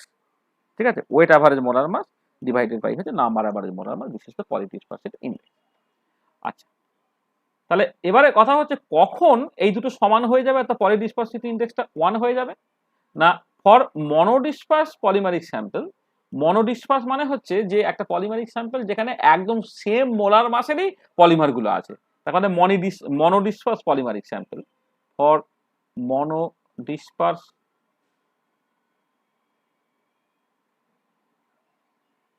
পলিমারিক স্যাম্পল, মানে ধরো সবাই যদি একই হয়, মানে প্রত্যেকটার মোলার মাস যদি তোমার একই হয়, তাহলে তোমার ডেফিনেশন থেকে পরিষ্কার বুঝতে পেরে যাচ্ছে দুটো সমান হয়ে যাবে। মানে তুমি যদি জাস্ট মানে মানে বেসিক্যালি কি হচ্ছে, যখন তখন নাম্বার অ্যাভারেজও যা, ওয়েট অ্যাভারেজও যা, আর এক্সাক্ট যে মোলার মাস যেটা সেটা তোমার এক্সাক্টলি সমান হয়ে যাবে। তাহলে for monodisperse polymeric sample weight average এবং নাম্বার অ্যাভারেজ মোলার মাস তখন সমান হয়ে যাচ্ছে, এবং তখন যেটা হবে তোমার এই পলিডিসপারসিটি ইন্ডেক্স পিডিআইটা তোমার বেসিক্যালি 1 হয়ে যাবে, বা হেটেরোজিনিটি ইন্ডেক্স যেটা তোমার 1 হয়ে যাবে। মানে হেটেরোজিনিয়াস মানে হচ্ছে তোমার বেসিক্যালি বিভিন্ন মোলার মাসওয়ালা পলিমারিক স্যাম্পল আর কি, মানে যেটা পলিডিসপার।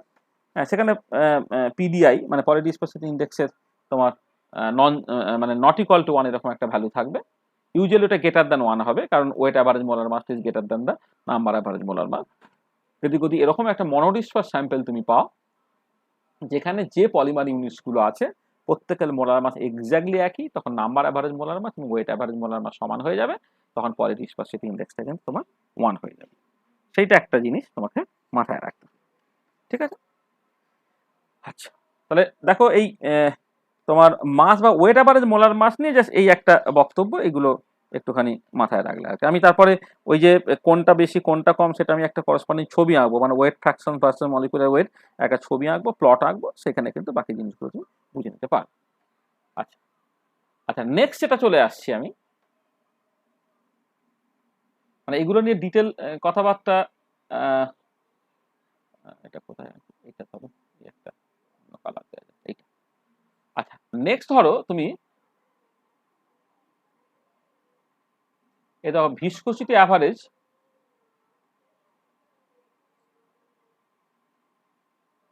মোলার মাস এমভি, এইটা নিয়ে দু চারটে কথাবার্তা একটু বলে নেওয়া যায়।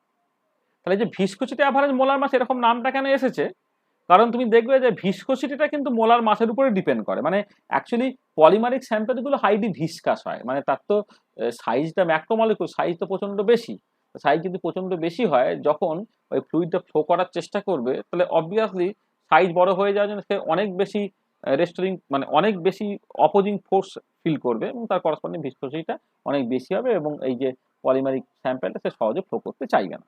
ঠিক আছে, তাহলে এবারে এই মলিকুলার ওয়েট বাড়ার সাথে সাথে কিন্তু ভিসকোসিটিটা বাড়ে একটা পলিমারিক স্যাম্পলের ক্ষেত্রে। ঠিক আছে, তাহলে এবার আমার যেটা দরকার যে মানে মানে তুমি কোনো একটা পলিমারিক স্যাম্পেলে ভিসকোসিটি মেজার করলে, এই ভিসকোসিটি মেজার করে সেইখান থেকে যে মোলার মাস যদি বের করতে পারে, যেটা বেরোবে সেটাই হচ্ছে তোমার ভিসকোসিটি অ্যাভারেজ মোলার মাস। তার মানে এইটা হচ্ছে মানে বেসিক্যালি বাই ডেফিনেশন হচ্ছে তোমার average molar mass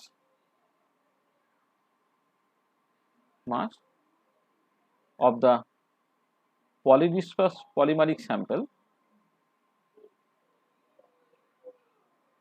polydisperse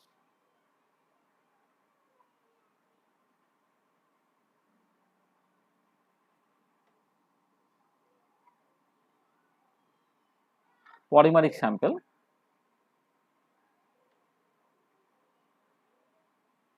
that is determined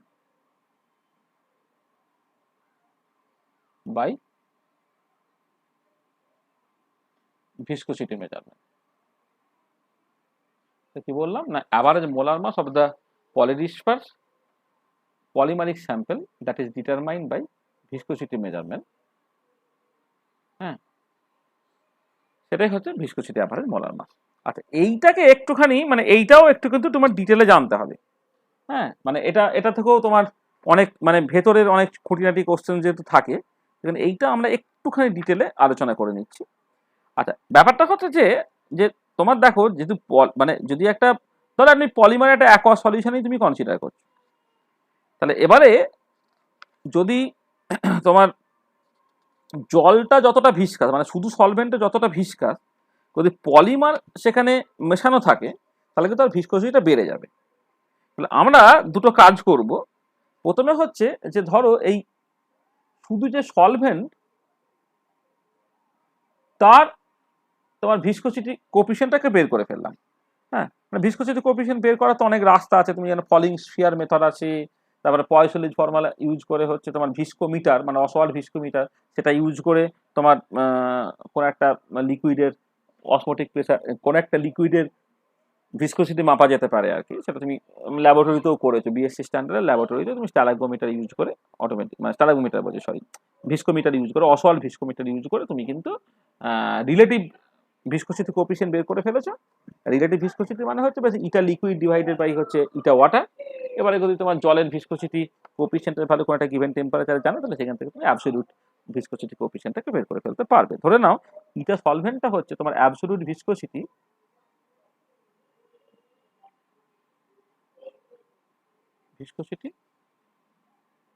of the solvent মানে পিওর সলভেন্ট, আর ইটাটা ধরে নাও absolute viscosity of the solution.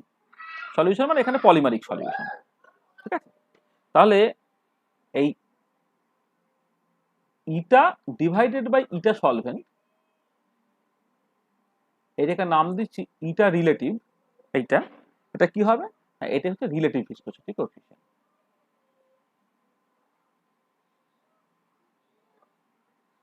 Relative viscosity coefficient of the solution card respect and with respect to the pure solvent.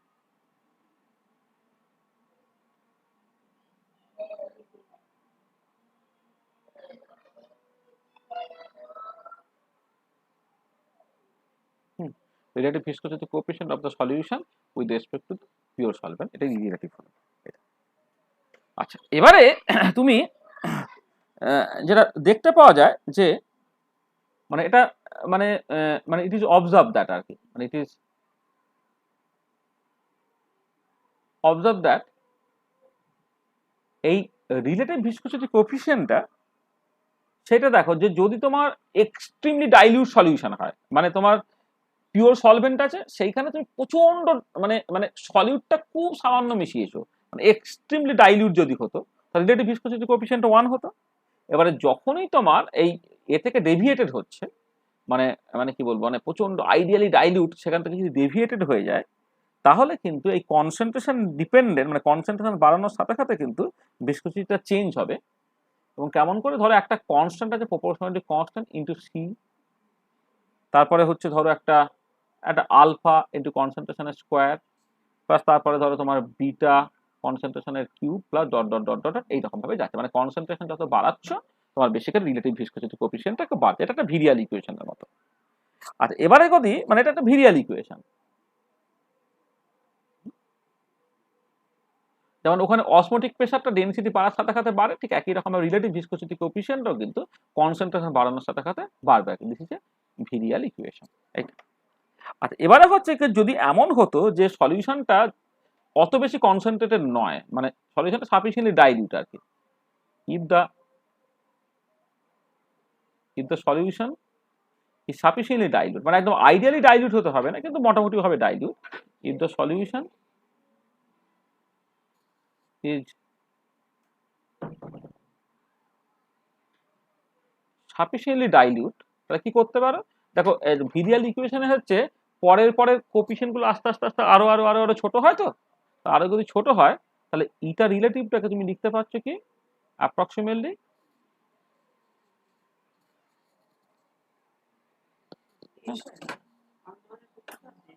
আচ্ছা, এটা তুমি লিখতে পারছো কত, এইভাবে জাস্ট লিখতে পারলে মানে কি হলো, হায়ার টার্মগুলো তুমি জাস্ট বাদ দিয়ে দিলে, মানে একদম আগে যেমন ওই মায়ার ম্যাকমিলান ইকুয়েশনটাকে তুমি ডেনসিটি যদি প্রচন্ড বেশি না হয় তাহলে তুমি জাস্ট ওটাকে লিনিয়ারাইজ করে নিতে পারো, এখানে তুমি এইরকম ভাবে লিনিয়ারাইজ করে নিতে পারলে। আচ্ছা, তাহলে এবারে দেখো যে মানে তুমি এই যে তুমি লিনিয়ারাইজ করছো আর কি জিনিসটাকে, এইটাকে মানে মানে আচ্ছা আমি এক কাজ করি, মানে এইটুকু না রেখে আর একটা টার্ম রাখছি, মানে আলফা সি স্কোয়ার এই পর্যন্ত রাখছি, মানে পরের টার্মটাকে ধরো তোমার বাদ দিচ্ছি, এই পর্যন্ত রাখলাম। তাহলে এবারে দেখো তুমি এইখান থেকে যে তুমি এবারে যদি এই ইটা রিলেটিভ -1, মানে আমি আমি আর একটা টার্ম পর্যন্ত মানে দুটো টার্ম পর্যন্ত রাখলাম, তাহলে ইটা রিলেটিভ -1 ডিভাইডেড বাই কনসেন্ট্রেশন, এইটা যদি করো তাহলে এটা কেমন দেখতে হচ্ছে, এইটা হচ্ছে তোমার প্রথমটা হলো এইটা, তারপরেরটা হয়ে যাচ্ছে তোমার সি দিয়ে ভাগ করে দিয়েছে, তাহলে আলফা ইন্টু সি হচ্ছে, আলফা ইন্টু সি হচ্ছে, এরকম হচ্ছে। তাহলে এবারে দেখো যদি তুমি প্লট করো,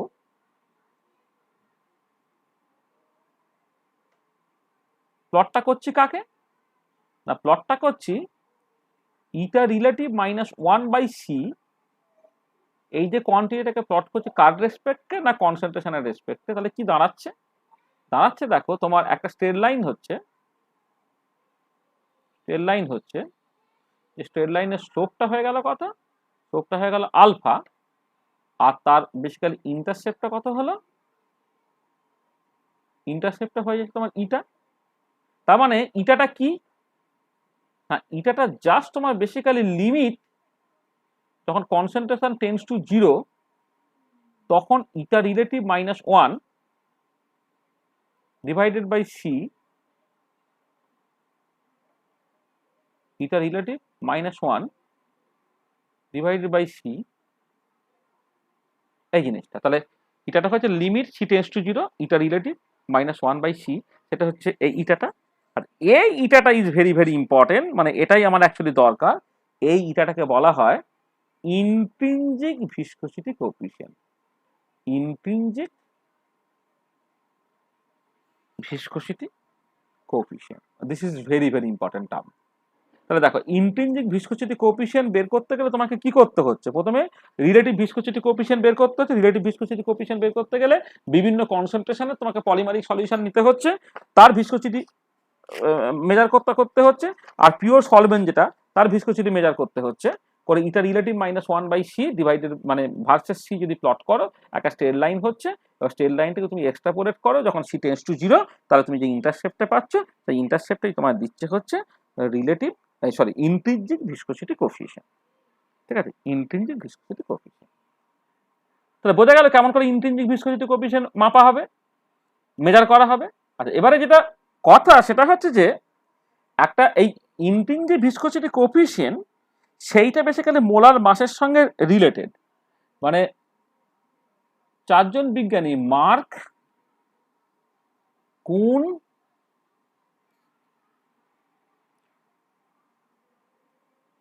হাইউইং আর হচ্ছে সাকুরদা,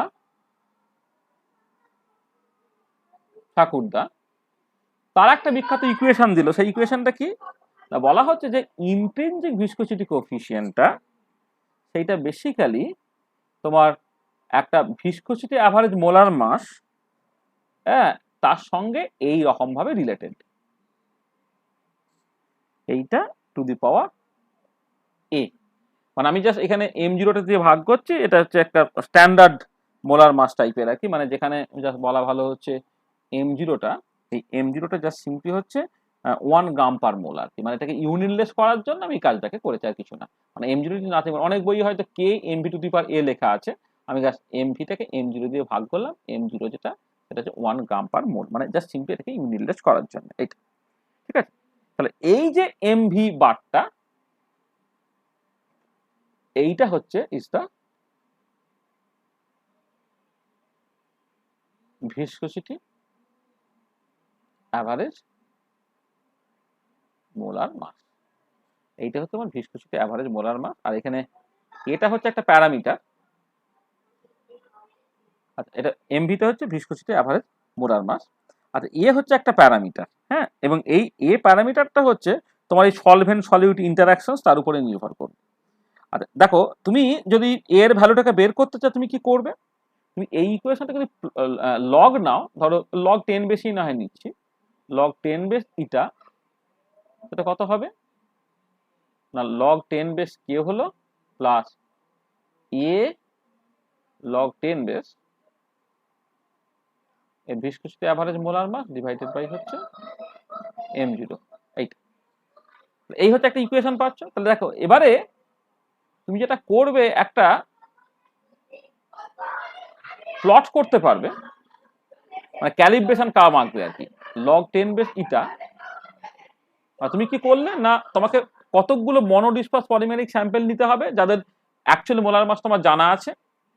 এবার তুমি প্লট করবে হচ্ছে log 10 base m v bar by m0, এইটা বার্সেস লগ এটা তুমি প্লট করছো। প্লট করলে তুমি দেখবে একটা স্ট্রেট লাইন পেয়ে যাচ্ছ, যে স্ট্রেট লাইনের স্লোপটা হয়ে গেল এ, আর ইন্টারসেপ্ট যেটা সেটা হয়ে যাচ্ছে তোমার লগ 10 বেস কে। তাহলে এইখান থেকে তুমি এ এবং কে পেয়ে যাচ্ছ। তাহলে ওয়ান্স এ এবং কে পেয়ে গেলে, এবার ইন্ট্রিনসিক ভিসকোসিটি কোএফিসিয়েন্ট বের করলেই তুমি সেখান থেকে হচ্ছে ভিসকোসিটি অ্যাভারেজ মোলার মাস বের করে ফেলতে পারছো। তাহলে ভিসকোসিটি অ্যাভারেজ মোলার মাস বের করার রাস্তাটা তাহলে কি হয়ে গেল না, তোমাকে যেটা করতে হচ্ছে যে টাইপের, ধরো একটা পলিইথিলিন, তার জন্য কে আর এ হচ্ছে ফিক্সড। তাহলে তোমাকে পলিইথিলিন অ্যাকচুয়ালি একটা আননোন স্যাম্পল আছে, তোমাকে বলে দিচ্ছে এটা পলিইথিলিন, তার অ্যাভারেজ মোলার মাস তুমি জানো না। এবার তুমি কি করলে, ধরো 4টে বা 5টা মানে পলিইথিলিন স্যাম্পল নিলে যেগুলো মনোডিসপার, যাদের এক্সাক্ট মোলার মাস তোমার জানা আছে। এবার তুমি log eta versus log 10 log m v bar by m0 তুমি প্লটটাকে করলে একটা স্ট্রেট লাইন করে, কারণ ইন্টারসেপ্ট এবং সোর্স থেকে এ এবং কে বের করে ফেলেছো। এবার আননোন যে স্যাম্পলটা, সেই আননোন স্যাম্পলের জন্য তুমি ইন্ট্রিনসিক ভিসকোসিটি কোএফিসিয়েন্ট মেজার করে ফেলো, সেইখান থেকে কিন্তু automatically viscosity average molar mass তুমি পেয়ে যেতে পারছো। ঠিক আছে, তো এই হচ্ছে রাস্তা যা দিয়ে তুমি ভিসকোসিটি অ্যাভারেজ মোলার মাস বের করতে পারো। ঠিক আছে, তাহলে এইটা কিন্তু একটা ইম্পর্টেন্ট জায়গা, এখান থেকে ইন্ট্রিনসিক ভিসকোসিটি কোএফিসিয়েন্ট হানা থেকে কিন্তু অনেক কোশ্চেন্স পড়ে, সেই জন্য আমি এটাকে স্পেশালি মেনশন করলাম যে ভিসকোসিটি অ্যাভারেজ মোলার মাস, সেইটাকে কিন্তু তোমাকে ভীষণ ভালো করে একটুখানি দেখতে হবে আর কি।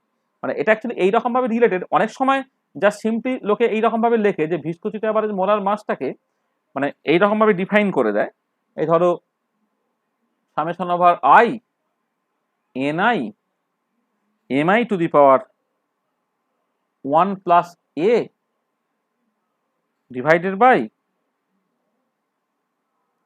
Summation over I NI mi হলো, আর এইটা পুরোটা টু দি পাওয়ার হচ্ছে 1 বাই এ হয়ে গেল, 1 বাই এ হয়ে গেল। না হলে তোমার এখানে দেখো এই যে এনআই মানে এর পাওয়ার হচ্ছে একটা এ থেকে যাবে, সেটাকে কাটলে তবে মোলার মাস এটা, মানে এইরকম ভাবে তুমি জাস্ট মানে ভিসকোসিটি অ্যাভারেজ মোলার মাসটাকে অনেক সময় ডিফাইন করতে পারো। কিন্তু এটা এইভাবে ডিফাইন করে যা সিম্পলি কোনো লাভ নেই, কারণ এটাকে তোমাকে কিন্তু এই ইকুয়েশন থেকেই পেতে হবে। মানে রাদার হচ্ছে এইরকম ভাবে ব্যাপারটাকে বলা অনেক বেটার, যে তোমার ইন্ট্রিনসিক ভিসকোসিটি কোএফিসিয়েন্ট সেটা ভিসকোসিটি অ্যাভারেজ মোলার মাসের সঙ্গে এইরকম ভাবে রিলেটেড। এবার আমি এই রিলেশনটাও জাস্ট লিখে রাখলাম, মানে মানে ইট ক্যান বি শোন বলে, ইট ক্যান বি শোন যে তুমি basically number average molar mass দেখেছো, ওয়েট অ্যাভারেজ মোলার মাস দেখেছো, পরে হচ্ছে আমি জেড অ্যাভারেজ বা সেডিমেন্টেশন অ্যাভারেজ মোলার মাস দেখবো, সেগুলোকে ওই সামেশন ওভার এনআই এমআই বা summation over NI m i square বা summation over NI m i cube এইরকম ভাবে লেখা হচ্ছে। তো ঠিক এখানেও একই রকম ভাবে summation over NI MI to the power 1 plus a এইরকম ভাবে লিখবো। এখানে এর ভ্যালুটা না তোমার বেসিক্যালি দেখা যায় যে 0 থেকে 1 এর মধ্যে হয়, মানে এর ভ্যালুটা ইউজুয়ালি হচ্ছে 0 থেকে 1 এর মধ্যে হয়, এবং সেখান থেকে তুমি জাস্ট দেখাতে পারবে যে ভিসকোসিটি অ্যাভারেজ মোলার মাসটা হচ্ছে নাম্বার অ্যাভারেজ মোলার মাস এবং ওয়েট অ্যাভারেজ মোলার মাস তার মাঝে পড়ে। মানে ইউজুয়ালি যেটা দেখা যায় যে এটা সেইটা কিন্তু তোমার 0 থেকে 1 এর মধ্যে। যদি তোমার 0 হয়ে যায় তাহলে দেখে এটা nothing but number average molar mass, আর যদি 1 হয়ে যায় this is nothing but the weight average molar mass. আর ভিসকোসিটি অ্যাভারেজ মোলার মাসটা হচ্ছে number average weight average molar মাসের মাঝে থাকে, সেই জন্য জাস্ট এটা 0 থেকে 1 এর মধ্যে হয়। এইটা একটা অ্যাডিশনাল জিনিস যেটা তুমি একটুখানি মনে রাখবে, ঠিক আছে? আচ্ছা, আমি মানে প্লটটাকে আঁকবো, প্লটটাকে আঁকার আগে জাস্ট তোমার জেড অ্যাভারেজ বা সেডিমেন্টেশন অ্যাভারেজ মোলার মাসটাকে কেমন করে ডিফাইন করা হয় সেইটুকু শুধু একটুখানি বলে দিই। যে তোমার ধরো এই sedimentation or z average molar mass, এটাকে mz এরকম ভাবে তুমি লিখছো। আচ্ছা, এইটা বেসিক্যালি সেডিমেন্টেশন এক্সপেরিমেন্ট করে বের করতে হয়, মানে সেই জন্য এর নাম এরকম হয়েছে। আচ্ছা, এইটাকে তোমার লিখতে হয় এইরকম ভাবে, summation over i ni mi তার cube divided by summation over i ni mi তার স্কয়ার। আর মানে এই mz বার যেটা is measured by sedimentation experiment, এটা ঠিক আছে? আচ্ছা, এবারে আমি কতগুলো ইনফরমেশন বলছি। যে তোমার ধরো একটা পলিডিসপাস স্যাম্পেল, সেই পলিডিসপাস স্যাম্পেলের ক্ষেত্রেই তুমি কিন্তু 4টে different type of molar mass বের করে ফেলতে পারলে। এবারে 4টে ডিফারেন্ট অফ মোলার মাস ঠিক কে বড় কে ছোট এইটাকে বোঝার জন্য তুমি এক কাজ করো, তুমি একটা প্লট আঁকো যেখানে বেসিক্যালি এই দিকে তুমি প্লট করছো ওয়েট ফ্র্যাকশনটা, ওয়েট ফ্র্যাকশন, আর এখানে মলিকুলার ওয়েট।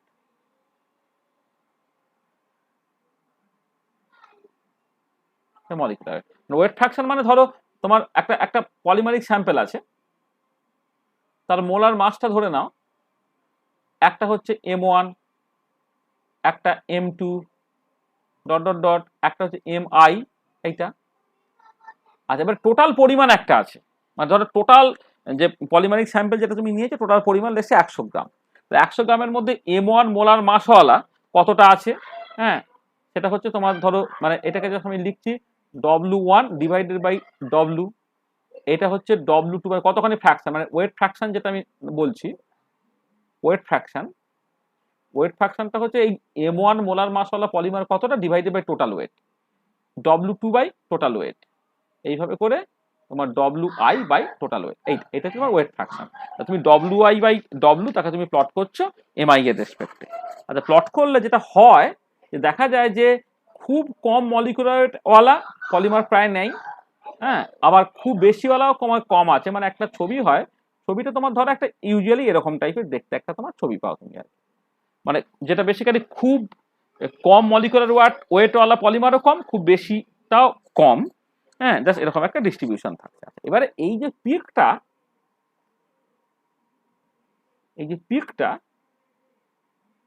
এইটা তোমার দেবে হচ্ছে তোমার নাম্বার অ্যাভারেজ মোলার মাস।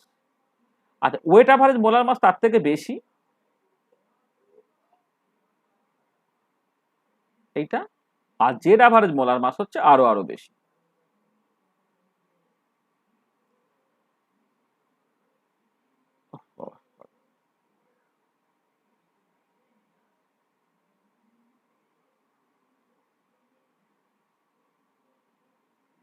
আর ভিসকোসিটি অ্যাভারেজ মোলার মাসটা হচ্ছে তোমার এই ওয়েট অ্যাভারেজ এবং নাম্বার অ্যাভারেজের মাঝে পড়বে, সেটা হচ্ছে এমভি। তাহলে দেখো, তাহলে এখান থেকে যেটা পরিষ্কার বুঝতে পারছো যে যদি তুমি একটা পার্টিকুলার পলিডিসপাস স্যাম্পেলের ক্ষেত্রে number average molar mass, viscosity average molar mass, weight average molar mass আর হচ্ছে তোমার জেড অ্যাভারেজ মোলার মাস দেখো, তাহলে তোমার এই অর্ডারটা মেনটেন থাকে। This is very very important, ঠিক আছে? তাহলে একটা পলিডিসপাস স্যাম্পেলের ক্ষেত্রে কোনটা বেশি কোনটা কম যদি তোমাকে কম্পেয়ার করতে বলে, তাহলে তুমি যেটা দেখবে যে ওয়েট অ্যাভারেজ মোলার মানে জেড অ্যাভারেজ মোলার মাসটা সবচেয়ে বেশি, তারপরে ওয়েট অ্যাভারেজ, তারপরে ভিসকসিটি অ্যাভারেজ, তারপরে number average. Number average molar মাসটা কিন্তু সেই রেসপেক্টে সবচেয়ে কম হয়।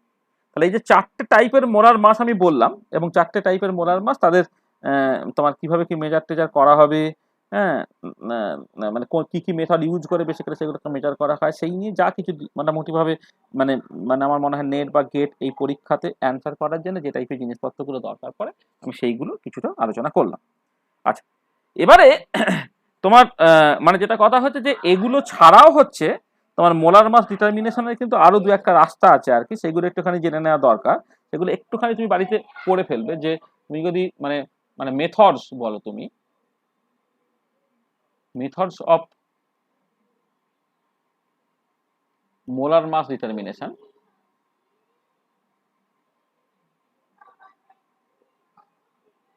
অফ পলিমার,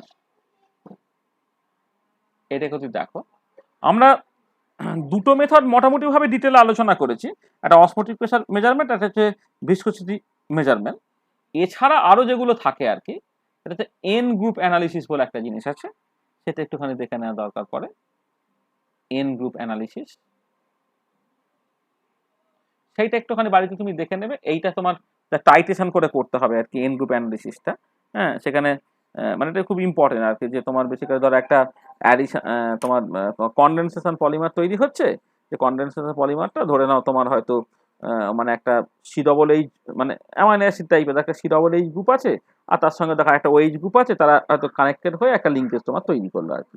হ্যাঁ, এবারে তোমার বেসিক্যালি যেটা টাইটেশন করে, অ্যাসিড বেস টাইটেশন করে মানে এনওএইচ দিয়ে ফেনফথ্যালিন ইন্ডিকেটর ইউজ করে তোমার কাছে দেখে নিতে হবে যে অ্যাকচুয়ালি যে স্যাম্পলটা তুমি নিচ্ছ কতগুলো বেসিক্যালি ভেকেন্ট মানে সি ডবল এইচ গ্রুপ আছে আর কি। হ্যাঁ, সেইখান থেকে তোমার কতগুলো এন গ্রুপ ফাঁকা পড়ে আছে আর কতগুলো বেসিক্যালি লিঙ্ক হয়ে গেছে, সেইখান থেকে তুমি একটা মোলার ডিটারমাইন করতে পারো আর কি। সেই ডিটেলিংটা একটুখানি দেখে নেবে, এন গ্রুপ অ্যানালিসিস সেটা একটুখানি দেখে নেবে। আর এছাড়া তো যেগুলো বসলাম, অসমোটিক প্রেসার মেজারমেন্ট,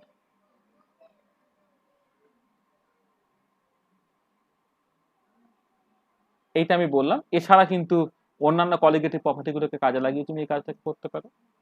আচ্ছা, একটা হচ্ছে ভিসকসিটি মেজারমেন্ট, সেভাবে করতে পারো। লাইট স্ক্যাটারিং এক্সপেরিমেন্ট,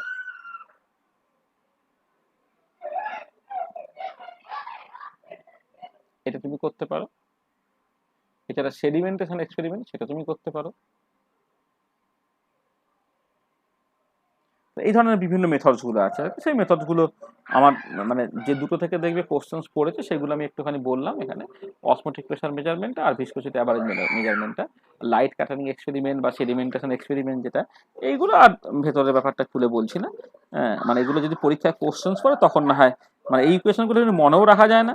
হ্যাঁ, যদি তোমার এখান থেকে কোশ্চেন্স পড়ে তখন না হয় জাস্ট দেখা যাবে যে অন্তত পক্ষে ওই লাইট কাটারিং এক্সপেরিমেন্ট, এটা আমাদের বইয়ে খুব ভালো করে লিখেছি, কিন্তু মানে সেটা এমনি তোমার মনেও থাকবে না কিছুই না, ওই যা আছে মোটামুটি এইটুকু ভাবলেই চলবে। তাহলে মোলার মাস নিয়ে যে আলোচনাটা, দেখো মোলার মাস নিয়ে আলোচনা হচ্ছে, আমি বেসিক্যালি এইটুকুই করছি। এবারে আমি অন্যান্য কতগুলো জিনিস আছে আর কি, সেই জিনিসগুলোতে যাব, মানে ধরো কাইনেটিক্স বা পলিমারাইজেশন যে মেকানিজম আর কি, সেই সব জিনিসপত্রগুলোতে যাব আর কি।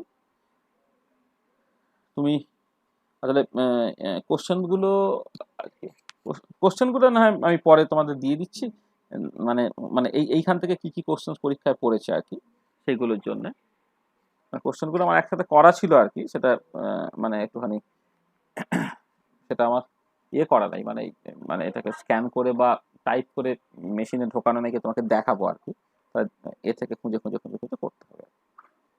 যাকে, তাহলে দেখো মানে একটুখানি দম নেওয়া যাক, যে আমরা এখন পর্যন্ত যেটা আলোচনা করলাম সেইখানে কারো যদি কোনো অসুবিধা থাকে তো একটু বলে না, যে কি ধরনের তোমার অসুবিধা আছে একটুখানি বলে না।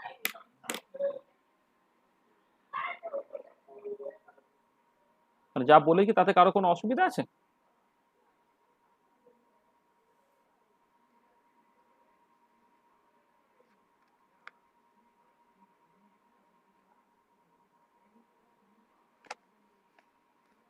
কোনো অসুবিধা আছে? না স্যার, ঠিক আছে। ঠিক আছে। মানে যা যা বলেছি মনে রাখা যাবে তো, না মনে রাখা যাবে না? মনে রাখাটা খুব দরকার,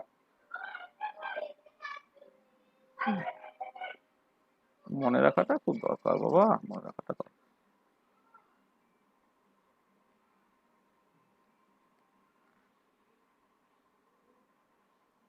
আচ্ছা আচ্ছা, আমরা মানে কাইনেটিক্সটা তো আসবোই, কাইনেটিক্স নিয়ে তো আমাকে অনেকটা ডিটেলে কথাবার্তা বলতে হবে।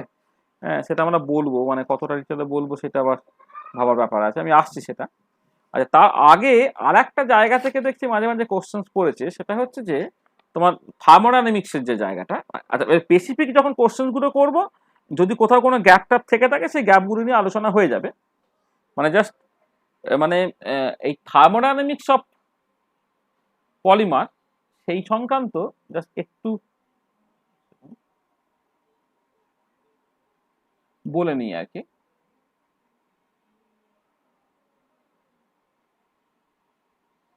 Thermodynamics of polymer solution,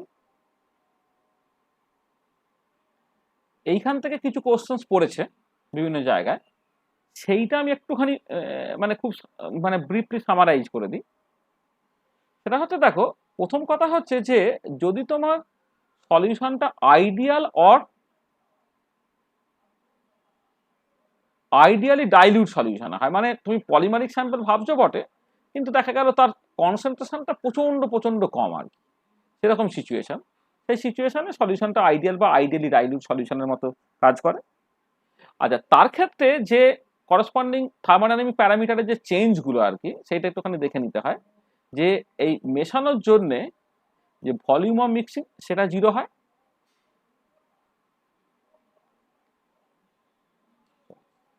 enthalpy of mixing সেটাও 0 হয়,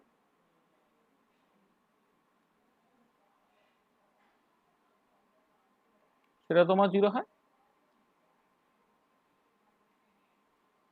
এনট্রপি অফ মিক্সিং এটাকে এইরকম ভাবে লিখতে হয় minus NR summation over I x I L N x I, এটা অ্যাকচুয়ালি গ্রেটার দ্যান 0 পজিটিভ হয়। আর 4 নম্বর হচ্ছে ডেল্টা যে মিক্সিং ক্রিসপেনার যে মিক্সিং সেটা হয় nRT summation over I x I L N x I, সেটা লেস দ্যান 0 হয়। এইটা হচ্ছে যখন সলিউশনটা আইডিয়াল বা আইডিয়ালি ডাইলিউট সলিউশন। আচ্ছা, এখানে একটা জিনিস বলে নিই যে এক্সাইট হচ্ছে mole fraction of the ith species, মানে এক্সাইটা হচ্ছে তোমার mole fraction of the ith component. একটা বাইনারি সলিউশন যদি তুমি কনসিডার করো, তাহলে ওখানে x1টা হবে তোমার সলভেন্টের মোল ফ্র্যাকশন, আর x2 হবে তোমার সলিউটের মোল ফ্র্যাকশন। আর যদি আরো মাল্টি কম্পোনেন্ট সিস্টেম হয়, তাহলে আমি জেনারেলি লিখি এক্সাইট হচ্ছে mole fraction of the ith component, ith component এটা। আর এবারে মোল ফ্র্যাকশনটা যেহেতু 0 থেকে 1 এর মধ্যে হয় সবসময়, তাহলে ln of A fraction always negative quantity হবে। তাহলে এইটা নেগেটিভ, বাইরে একটা নেগেটিভ, মানে ওভারঅল জিনিসটা পজিটিভ, কিন্তু পরের পার্টটা নেগেটিভ হয়ে গেল। আচ্ছা, এবারে যেটা দেখা যায় যে এই যে থার্মোডাইনামিক কোয়ান্টিটি গুলো, এই থার্মোডাইনামিক কোয়ান্টিটি গুলো যদি তোমার পলিমারিক সলিউশনটা তার ওই আইডিয়াল বা আইডিয়ালি ডাইলিউট হিসেবে বিহেভ করাটা কিন্তু প্রচন্ড রেয়ার। হ্যাঁ, মানে এটা মানে খুব ডিফিকাল্ট আর কি। হ্যাঁ, কারণ মানে পলিমারিক স্যাম্পেল তারা বেসিক্যালি সহজেই ডেভিয়েটেড হয়ে যায় ফ্রম আইডিয়ালিটি। যেমন ইলেকট্রোলাইট, তার ক্ষেত্রে এই সলভেন্ট সলিউট ইন্টারাকশনটা খুব স্ট্রঙ্গার বলে সহজে ডেভিয়েটেড হয়ে যায় ফ্রম আইডিয়ালিটি। এক্ষেত্রেও তাই, একটা পলিমারিক স্যাম্পেল যখন তুমি নেবে, তখন ওই পলিমারের সঙ্গে সলিউটের সঙ্গে সলভেন্টের ইন্টারাকশনটা একটু অন্যরকম হয়ে যাওয়ার জন্য সেটা কিন্তু ডেভিয়েটেড হয়ে যাচ্ছে ফ্রম আইডিয়ালিটি। আচ্ছা, তখন যেটা আমরা করতে পারি যে এই যে থার্মোডাইনামিক কোয়ান্টিটি গুলো, হ্যাঁ ধরো আমি কথা কথা বলছি ডেল্টা এস মিক্সিংটা, এইটা তার একটা এক্সপেরিমেন্টাল ভ্যালু থাকবে, আর ডেল্টা এক্স মিক্সিংটা যদি সলিউশনটা আইডিয়াল হয় তার একটা ভ্যালু থাকবে। তাহলে এইটা যেটা হবে সেটাকে বলবো একটা এক্সেস ফাংশন, মানে এক্সেস এন্ট্রপি অফ মিক্সিং। এটা তাহলে এক্সপেরিমেন্টাল ভ্যালু এবং এই থিওরিটিক্যালি আইডিয়াল সলিউশনের জন্য যে প্রেডিক্টেড ভ্যালুটা, এই যে ডিফারেন্সটা, সেটাকে বলা এক্সেস ফাংশন বা excess entropy of the mixing. ঠিক একই রকম ভাবে ধরো ডেল্টা জি মিক্সিং, সেটা তোমার এক্সপেরিমেন্টালি কি হচ্ছে minus delta g mixing, ideal সলিউশনের জন্য কি হচ্ছে সেটাকে বলবো excess gives free energy, এটা free energy of mixing. Similarly, delta H mixing experimental minus delta H mixing ideal, যেটা এটা অ্যাকচুয়ালি হচ্ছে ডেল্টা H মিক্সিং এক্সপেরিমেন্টাল, তার সঙ্গে সমান হবে, সেটা হচ্ছে তোমার এক্সেস এনথালপি অফ মিক্সিং। কারণ আইডিয়াল সলিউশনের জন্য এটা যেহেতু অলরেডি জিরো হয়ে যাচ্ছে, এটাকে বাদ দিয়ে দিলে তাহলে এক্সেস এনথালপি অফ মিক্সিং এটা।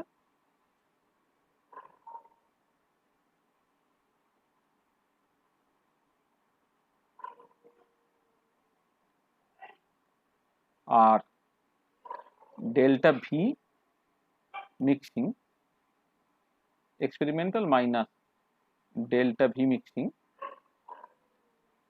ফর দ্য আইডিয়াল সলিউশন, যে ডিফারেন্সটা সেটা হচ্ছে তোমার যা ডেল্টা ভি মিক্সিং এক্সপেরিমেন্টাল তার সঙ্গে সমান, কারণ ভলিউম অফ মিক্সিংটা আইডিয়াল সলিউশনের ক্ষেত্রে জিরো হয়, সেটা হচ্ছে তোমার access volume of mixing.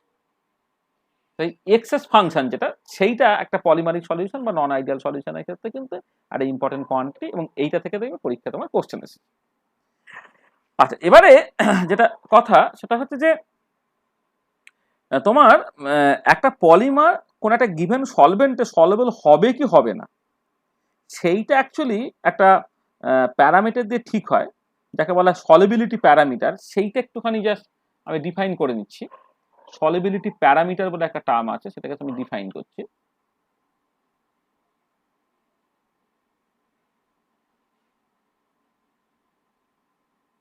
Solubility parameter, R solubility প্যারামিটারটা just একটা আইগেনস্পেসিফিক সলিবিলিটি প্যারামিটার, এই ডেল্টা আই এইরকম ভাবে ডিফাইন করা হলো, সেটা হচ্ছে রুট ওভার অফ সিআই, অর্থাৎ এটাকে এই সিআইটাকে বলা কোহেসিভ এনার্জি, ঠিক আছে, মানে কোহেসিভ এনার্জি ডেনসিটি, মানে যেখানে সিআইটাকে জাস্ট বলো তুমি cohesive energy density, cohesive energy density মানে পলিমার গুলো একে অপরকে বেশি করে অ্যাট্রাক্ট করে। হ্যাঁ, তাহলে পার ইউনিট ভলিউমে তাদের মধ্যে যে অ্যাট্রাকটিভ যে অ্যাট্রাকশনের জন্য যে স্টেবিলাইজেশন এনার্জিটা আর কি, সেইটাকে জাস্ট তার স্কয়ার রুট করছে, সেটাই হচ্ছে তোমার এ সলিবিলিটি প্যারামিটার। সেটাকে তুমি এইরকম ভাবে লিখতে পারছো ইআই বাই ভিআই, এইটা স্কয়ার রুট। আচ্ছা, ইআইটা যেখানে তোমার মোলার এনার্জি অফ ভেপোরাইজেশন, ইআইটা হচ্ছে মোলার এনার্জি অফ ভেপোরাইজেশন, আর ভিআইটা হচ্ছে molar volume of the substance. ভিআইটা হচ্ছে তোমার molar volume of the substance. Molar energy of vaporization মানে দেখো, মানে বেসিক্যালি মানে কোন একটা সাবস্টেন্স একে অপরকে অ্যাট্রাক্ট করে, তাহলে অ্যাট্রাক্ট যত বেশি করবে, তাকে ভেপোরাইজ করার জন্য তোমাকে তত বেশি এনার্জি দিতে হবে। তার তো অর্থাৎ কোন একটা স্পিসিসের মধ্যে কোহেসিভ ফোর্সটা যত বেশি হবে, তাকে ভেপোরাইজ করতে তত বেশি এনার্জি লাগবে, তাহলে ইআইতে তত বেশি হবে। তো সেইটাকে যখন তুমি তার করসপন্ডিং ভলিউম দিয়ে ভাগ করছো, সেটা হয়েছে কোহেসিভ এনার্জি। তাহলে কোহেসিভ এনার্জি হচ্ছে তোমার basically energy of vaporisation per unit volume, এইটা। আচ্ছা, এইটাকে তুমি জাস্ট এইরকম ভাবে লিখতে পারো, এখানে তো এটা এনার্জির টার্মসে লিখেছো, তো এনার্জির টার্মসে যদি তুমি লেখো, সেইটাকে তুমি লিখতে পারো এনথালপি অফ ভেপোরাইজেশন মাইনাস 1 মোলের জন্য হলে এটা আটটি দিয়ে ভাগ হয়ে গেল, মানে এনথালপি অফ ভেপোরাইজেশন ডেল্টা দিয়ে লিখছে, এইটা ডিভাইডেড বাই হচ্ছে তোমার ভিআই, যেখানে তোমার ডেল্টা এইচ আইটা হচ্ছে এই আগেরটা যেমন ছিল মোলার এনার্জি অফ ভেপোরাইজেশন, এটা হচ্ছে তোমার এনথালপি অফ ভেপোরাইজেশন, মানে মোলার অবশ্যই, মোলার এনথালপি অফ ভেপোরাইজেশন। এই যে সলিবিলিটি প্যারামিটারটা, এটাকে অনেক সময় বলা হয় Hildebrand solubility parameter. Hildebrand, HILDEBRAND, Hildebrand solubility parameter, এটা।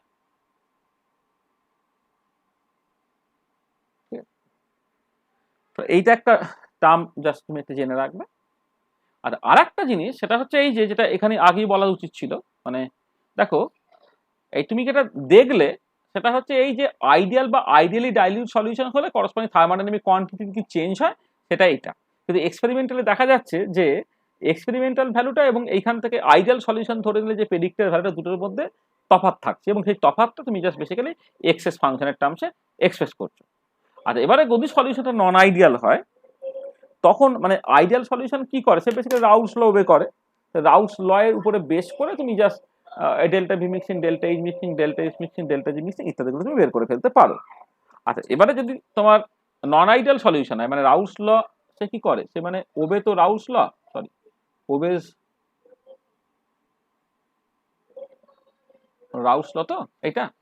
এবারে তোমার নন আইডিয়াল পলিমারিক স্যাম্পল যদি তুমি কনসিডার করো, নন আইডিয়াল পলিমারিক স্যাম্পল কিন্তু সে এই সকল রাউলস ল ওবে করবে না, তার জন্য তোমাকে অন্য একটা ইকুয়েশন হবে, তার একটা নন আইডিয়াল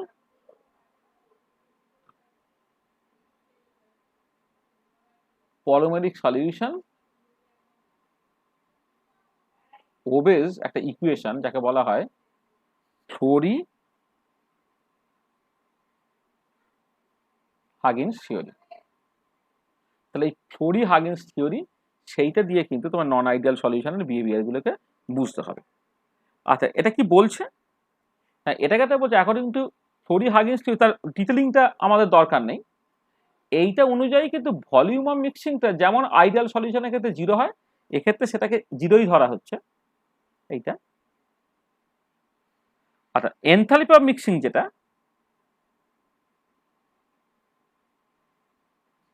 এইটা হচ্ছে তোমার আরটি কাই 1 টু ফাই 1 ফাই 2 হয়, যেখানে এই কাই 1 2 এটাকে বলা হয় ফ্লোরি হাগিন্স ইন্টারাকশন প্যারামিটার।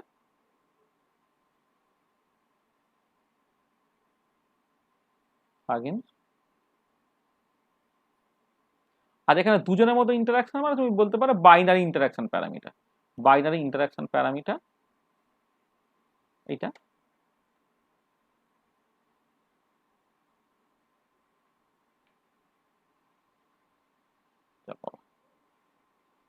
দাগ হয়ে যাচ্ছে, কি হলো Flory Huggins binary interaction parameter chi 1 2টা। আচ্ছা, ফাই 1 ফাই 2টা কি? ফাই 1 এন্ড ফাই 2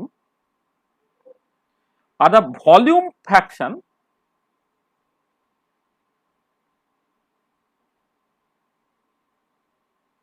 মানে টোটাল ভলিউমের রেসপেক্টে ধরো সলভেন্ট কতখানি ভলিউম অকুপাই করে রেখেছে, সলিউট কতটা ভলিউম অকুপাই করে রেখেছে। ওয়ানটা হচ্ছে ফর সলভেন্ট আর টুটা হচ্ছে ফর সলিউট। তাহলে phi 1 and phi 2 are the volume fraction of কি বলো কম্পোনেন্ট 1 and 2 রেসপেক্টিভ বা solvent and solute respectively of component 1 and 2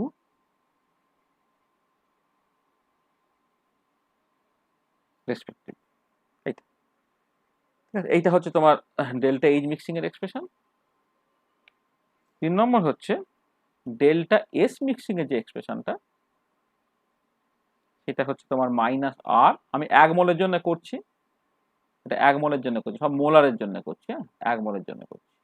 তাহলে মাইনাস আর, এটা হচ্ছে phi 1 ln phi 1 plus phi 2 by N ln phi 2।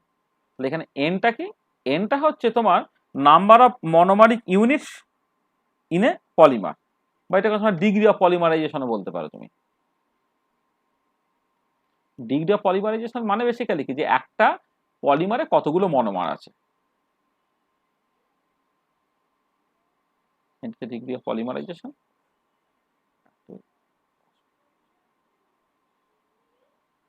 এটা আর finally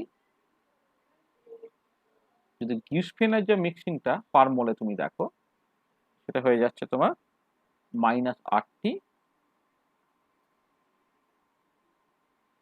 phi 1 ln phi 1 plus phi 2 by n ln phi 2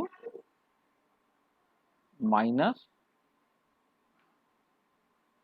chi 2, মানে আসলে delta G করে delta H minus T delta S, সেই formula আমি বসাচ্ছি আর কি।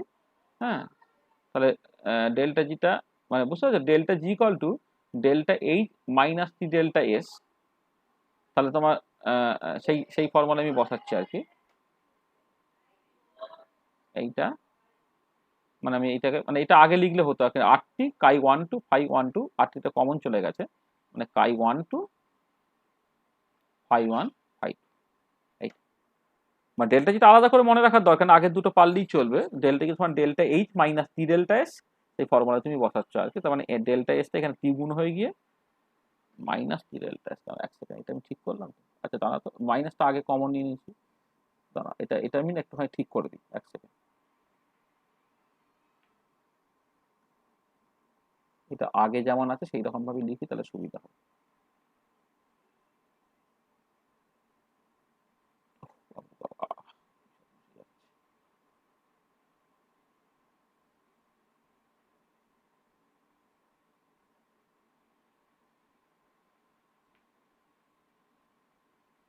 ডেল্টা জি মিক্সিং সেটা হচ্ছে ডেল্টা এইচ মিক্সিং মাইনাস টি into delta s mixing.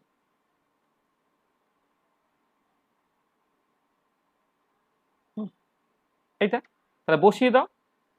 Delta H মিক্সিংটা কি হবে, আর টি কাই 1 টু ফাই 1 ফাই 2, আর মাইনাস টি ডেল্টা, তাহলে মাইনাস প্লাস হয়ে যাবে, এইটা মাইনাস হলে মাইনাস প্লাস হয়ে গেল, তাহলে আর টি কমন নিয়ে নাও, প্লাস পরে থাকছে কত, ফাই 1 এলএন ফাই 1 প্লাস হচ্ছে phi 2 by n ln phi 2, এইটা ঠিক আছে।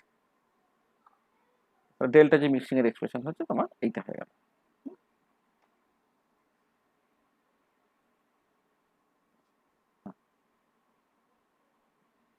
ঠিক আছে, তাহলে এইটা হচ্ছে তোমার ওই মানে যদি তোমার thermodynamics of A polymer solution, সেখান থেকে তোমার কোনো কোশ্চেন দেয়, সেটা হচ্ছে আইডিয়াল সলিউশন হলে তার প্যারামিটারগুলো ভ্যালু কি হতো, আর নন আইডিয়াল সলিউশন হলে তার প্যারামিটারগুলো কি হবে। এবারে এইটা অনেক সময় মনে রাখতে পারে না বলে কোশ্চেন্সগুলোকে একটুখানি ঘুরিয়ে ওই এক্সেস ফাংশন দিয়ে দেয় এবং সেখান থেকে নিউমেরিক্যাল প্রবলেম দেয়।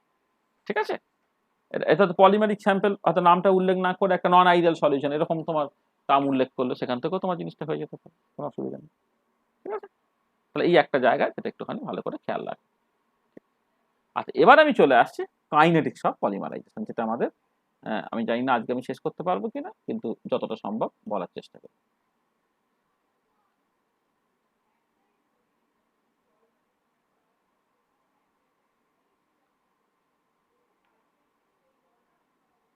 Kinetics of polymerization. আচ্ছা, কাইনেটিক্স তুমি দেখবে যখন যে কোনো ফিজিক্যাল কেমিস্ট্রির বইয়ে যেখানে পলিমার নিয়ে আলোচনা করা থাকে, সবচেয়ে বেশি যে জায়গাটা নিয়ে এমফাসিস দেওয়া থাকে সেটা কিন্তু তোমার বেসিক্যালি কাইনেটিক্স নিয়ে। ঠিক আছে, কাইনেটিক্স অফ পলিমারাইজেশন, সেইটাই দেখবে একটু বেশি জায়গা জুড়ে থাকে আর কি। মানে ফিজিক্যাল কেমিস্ট্রিতে মানে পলিমারের তো দুটো অ্যাসপেক্ট আছে, একটা হচ্ছে তোমার অর্গানিক কেমিস্ট্রি আছে, যেটা সিনথেসিস বা হ্যানা ত্যানা ইত্যাদি নিয়ে যখন আলোচনা তুমি করবে, সেটা বেসিক্যালি তোমার অর্গানিক কেমিস্ট্রির অ্যাপ্রোচ। আর ফিজিক্যাল কেমিস্ট্রিতে পলিমার পার্টটা থাকার জন্য তোমাকে বেসিক্যালি তিনটে জায়গায় এমফাসিস দিতে হয়। একটা হচ্ছে মোলার মাস, 2 নম্বর থার্মোডাইনামিক্স, 3 নম্বর কেমিক্যাল কাইনেটিক্স। তাহলে আমরা এবারে কাইনেটিক্স অফ পলিমারাইজেশন সেই জায়গাটা জাস্ট মেনলি মাথা ঘামাচ্ছি। তার মানে তুমি জাস্ট এখানে দেখো, এখানে মানে তুমি যদি খুব ডিটেলে পড়তে চাও, বেশ বড় বড় ডেরিভেশন আছে এখানে, মানে কাইনেটিক্সের ডেরিভেশন আছে বেশ বড় বড় আর কি। ততটা তো করা সম্ভব হবে না, আমরা জাস্ট কতগুলো জিনিস প্রথমে বলে নিই। তার মানে বেসিক্যালি কি হচ্ছে, যে পলিমারাইজেশন এই যে প্রসেসটা, সেটা বেসিক্যালি কি না, একটা প্রসেস যা দিয়ে হচ্ছে মনোমার মলিকুলস গুলো তারা বেসিক্যালি বাইন্ড হয়ে বা তারা যুক্ত হয়ে পলিমার চেন বা নেটওয়ার্কটা তৈরি করছে। তার মানে আমি প্রথমেই বুঝে নিই যে পলিমারাইজেশন বলতে আমি কি বুঝছি।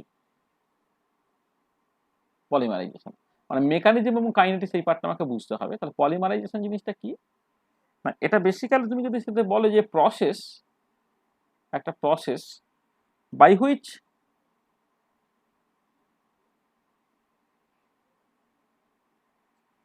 মনোমার মলিকুলস বা monomer units bind with each other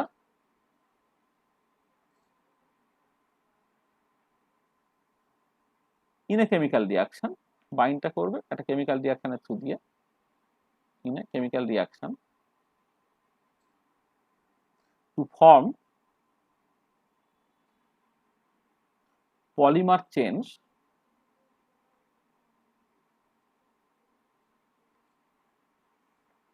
or networks. এই প্রসেসটা তোমার পলিমারাইজেশন প্রসেস। আচ্ছা, পলিমারাইজেশন প্রসেস তুমি যদি ক্লাসিফাই করো তাহলে মানে মেনলি দু রকমের হয়, কিন্তু আরো দু রকমের অ্যাডিশনালি হতে পারে। পলিমারাইজেশন প্রসেস এইটাকে তুমি জাস্ট মানে অ্যাকচুয়ালি স্ট্যান্ডার্ড বইয়ে 4 রকম ক্লাসিফিকেশন থাকে, তার মধ্যে দুটো যদিও মেজর। একটা হচ্ছে অ্যাডিশন পলিমারাইজেশন, যেটা থ্রু অ্যাডিশন রিয়াকশনের থ্রু দিয়ে হচ্ছে, যেমন আমরা ওই ইথিলিন যুক্ত হয়ে যখন পলিইথিলিন তৈরি করছে তখন ফ্রি র্যাডিক্যাল চেইন মেকানিজম হচ্ছে, কিন্তু রিয়াকশনটা অ্যাকচুয়ালি হচ্ছে অ্যাডিশন রিয়াকশন। প্রথমটা হবে অ্যাডিশন পলিমারাইজেশন।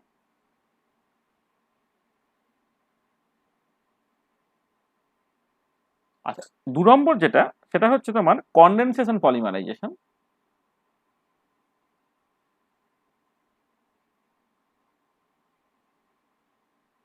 এই দুটোই মেন, যেখানে আমরা ওই বললাম অ্যামাইনো অ্যাসিড গুলো যুক্ত হয়ে যখন পেপটাইড বা পলিপেপটাইড বা প্রোটিন তৈরি করছে, তখন তুমি দেখতে পাচ্ছ যে COOH এবং NH2 গ্রুপ যুক্ত হয়ে গিয়ে NH CO লিঙ্কেজটা তৈরি করলো এবং সেখান থেকে জল বেরিয়ে গেল। এটা হচ্ছে কনডেনসেশন রিয়াকশন আর কি, সেইটা দিয়ে হতে পারে। আর দুটো স্পেশাল মেকানিজম আছে, একটাকে বলা হয় কোঅর্ডিনেশন পলিমারাইজেশন,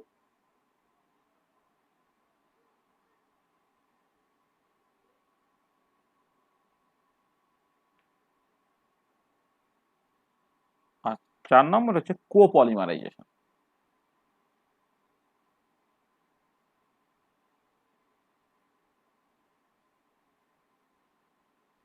তাহলে 4টে প্রসেসের থ্রু দিয়ে তোমার এই পলিমারটা তৈরি হতে পারে। ঠিক আছে? আচ্ছা, আমরা মেন যেটা আলোচনা করব সেটা হচ্ছে মানে আচ্ছা ঠিক আছে, আমরা অ্যাডিশন এবং কনডেনসেশন এই দুটোই মেনলি কোঅর্ডিনেশন এবং কোপলিমারাইজেশন, এটা খুব তাড়াতাড়ি শেষ হয়ে যাবে। তাহলে অ্যাডিশন পলিমারাইজেশন এইটা নিয়ে আমাকে জাস্ট একটু বেশি কথাবার্তা বলতে হবে। দেখো, এই অ্যাডিশন পলিমারাইজেশন যখন তুমি দেখছো,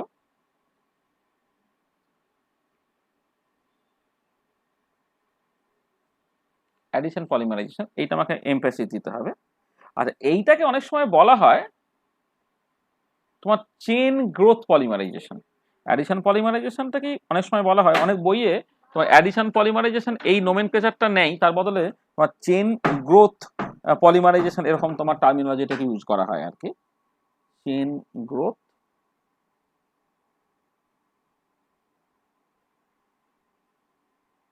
পলিমারাইজেশন,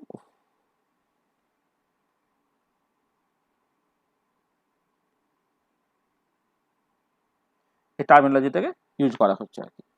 আচ্ছা, এইটা তোমার ঘটে হচ্ছে তোমার বেসিক্যালি মানে কোন একটা ফ্রি র্যাডিক্যাল বা আয়নিক স্পিসিস, সেটা ক্যাটায়ন বা অ্যানায়নিক, তার থ্রু দিয়ে তোমার বেসিক্যালি চেন রিয়াকশনস হচ্ছে আর কি। হ্যাঁ, মানে এটা তুমি যদি সেইভাবে দেখো, সেইটা হচ্ছে মানে proceeds via chain reaction through the formation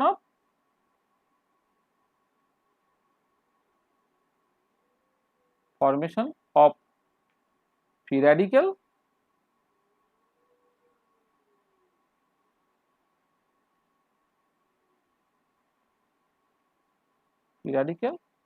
or cation or anion, মানে ক্যাটায়ন বা অ্যানায়ন তৈরির থ্রু দিয়েও হতে পারে, আবার তোমার ফ্রি র্যাডিক্যাল তৈরির থ্রু দিয়েও কিন্তু এটা হতে পারে, ক্যাটায়ন অর অ্যানায়ন। আচ্ছা, এবং এই যে মানে তোমার বেসিক্যালি মানে ফ্রি র্যাডিক্যাল তৈরি হয়ে তোমার চেন রিয়াকশনটা হচ্ছে, না ক্যাটায়ন তৈরি হয়ে চেন রিয়াকশন হচ্ছে, না অ্যানায়ন তৈরি হয়ে চেন রিয়াকশন হচ্ছে, সেই মতো করে আবার অ্যাডিশন পলিমার সেটা আবার 3 রকমের হতে পারে।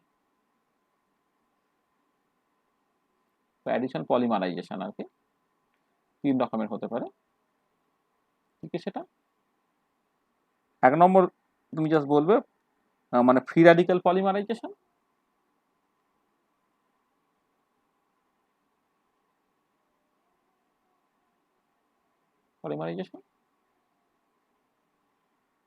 আচ্ছা 2 নম্বর যেটা হবে সেটা হচ্ছে ক্যাটায়নিক পলিমারাইজেশন।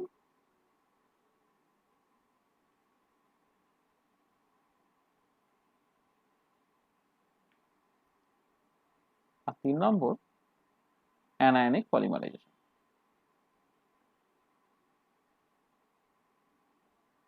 তারপর free radical polymerization, cationic polymerization, আর হচ্ছে তোমার অ্যানায়নিক পলিমারাইজেশন। আচ্ছা, তার মধ্যেই ফ্রি র্যাডিক্যাল পলিমারাইজেশন এটা হচ্ছে মোস্ট ইম্পর্টেন্ট আর কি, সেটাকে তোমায় দেখতে হবে। মানে যেটা মেজর যে জায়গাটা আর কি, মানে আমি এখানে বলি এই যে ফ্রি র্যাডিক্যাল পলিমারাইজেশন,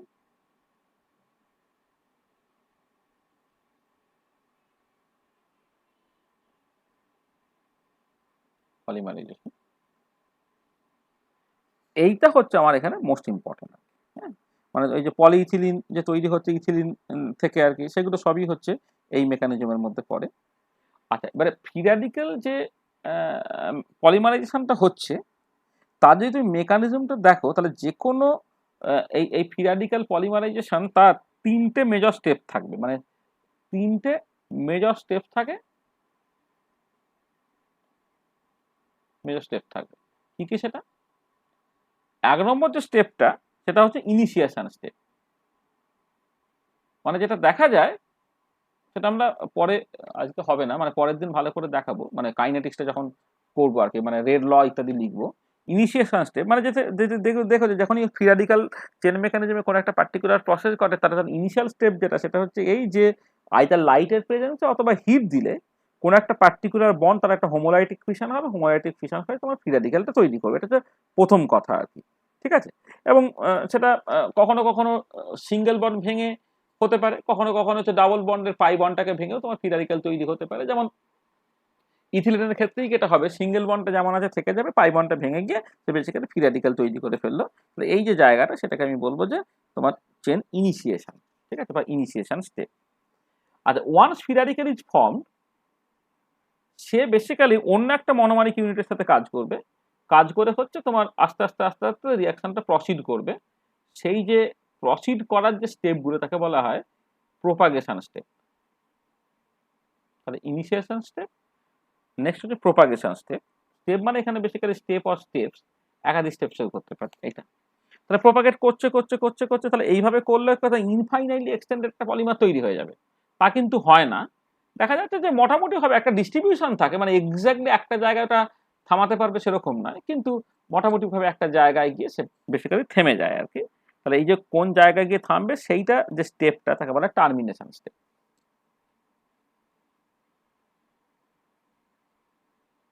এটা হচ্ছে টার্মিনেশন স্টেপ। তাহলে তোমার জাস্ট এই 3টে মেজর স্টেপ তোমার থাকতেই হবে, একটা ইনিশিয়েশন স্টেপ, একটা হচ্ছে তোমার প্রোপাগেশন স্টেপ, আর একটা হচ্ছে তোমার টার্মিনেশন স্টেপ। এবারে আমাকে এই মেকানিজমটাকে লিখে একটা স্কেমাটিক্যালি আর কি, এই মেকানিজমটা লিখে রেড ল লিখে সেইখান থেকে আমাকে কতগুলো টার্ম অ্যাকচুয়ালি ডিফাইন করে ফেলতে হবে। মানে আমরা সেইটা এই অঙ্কটা করতে সময় লাগবে বলে সেটা আমরা নেক্সট দিন করব। সেটা হচ্ছে যে তোমাকে কতগুলো টার্ম, মানে আলটিমেটলি একটুখানি দেখে রেখো, আমরা পরের দিন এটা নিয়ে নিশ্চয়ই একটু আলোচনা করব। সেটা হচ্ছে ডিগ্রি অফ পলিমারাইজেশন, একটা ইম্পর্টেন্ট টার্ম, সেটা আমাকে বের করতে হয়। ডিগ্রি অফ পলিমারাইজেশন এই একটা টার্ম, এইটা তুমি শর্টহ্যান্ড নোটেশনে ডিপি ইত্যাদি দিয়ে এক্সপ্রেস করতে পারো। এইটা আমাকে বের করতে হয়, এটা কি না, molar mass of the polymer,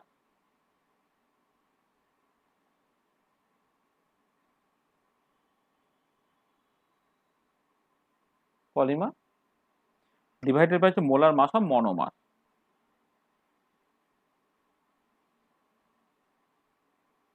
monomer মানে এইটা বেসিক্যালি হচ্ছে যেটা দাঁড়াচ্ছে যে একটা পলিমারে কতগুলো মনোমার মিলে সেই পলিমারটা তৈরি হচ্ছে, সেইটা তুমি তার ডিগ্রি অফ পলিমারাইজেশন থেকে বুঝতে পারবে আর কি। এই একটা জিনিস যেটা কিন্তু তোমাকে খুব ভালো করে বের করতে হবে, সেটা একটা জায়গা দরকার। আর একটা জিনিস তোমাকে ডিফাইন করতে হয়, সেটা হচ্ছে এক্সটেন্ট অফ রিয়াকশন এখানে, বা এক্সটেন্ট অফ পলিমারাইজেশন যাই বলতে পারো, এক্সটেন্ট অফ রিয়াকশন বা এক্সটেন্ট অফ পলিমারাইজেশন যাই বলো এইটা। আচ্ছা, এক্সটেন্ট অফ পলিমারাইজেশন বা এক্সটেন্ট অফ পলিমারাইজেশন আর এক্সটেন্ট অফ রিয়াকশন, আগেরটা হচ্ছে ডিগ্রি অফ পলিমারাইজেশন, এখন হচ্ছে এক্সটেন্ট অফ পলিমারাইজেশন। সেইটাকে তোমার স্মল পি দিয়ে এক্সপ্রেস করতে হয়। এইটা বাই ডেফিনেশনটা হচ্ছে তোমার number of monomer units taking part in polymer formation, number of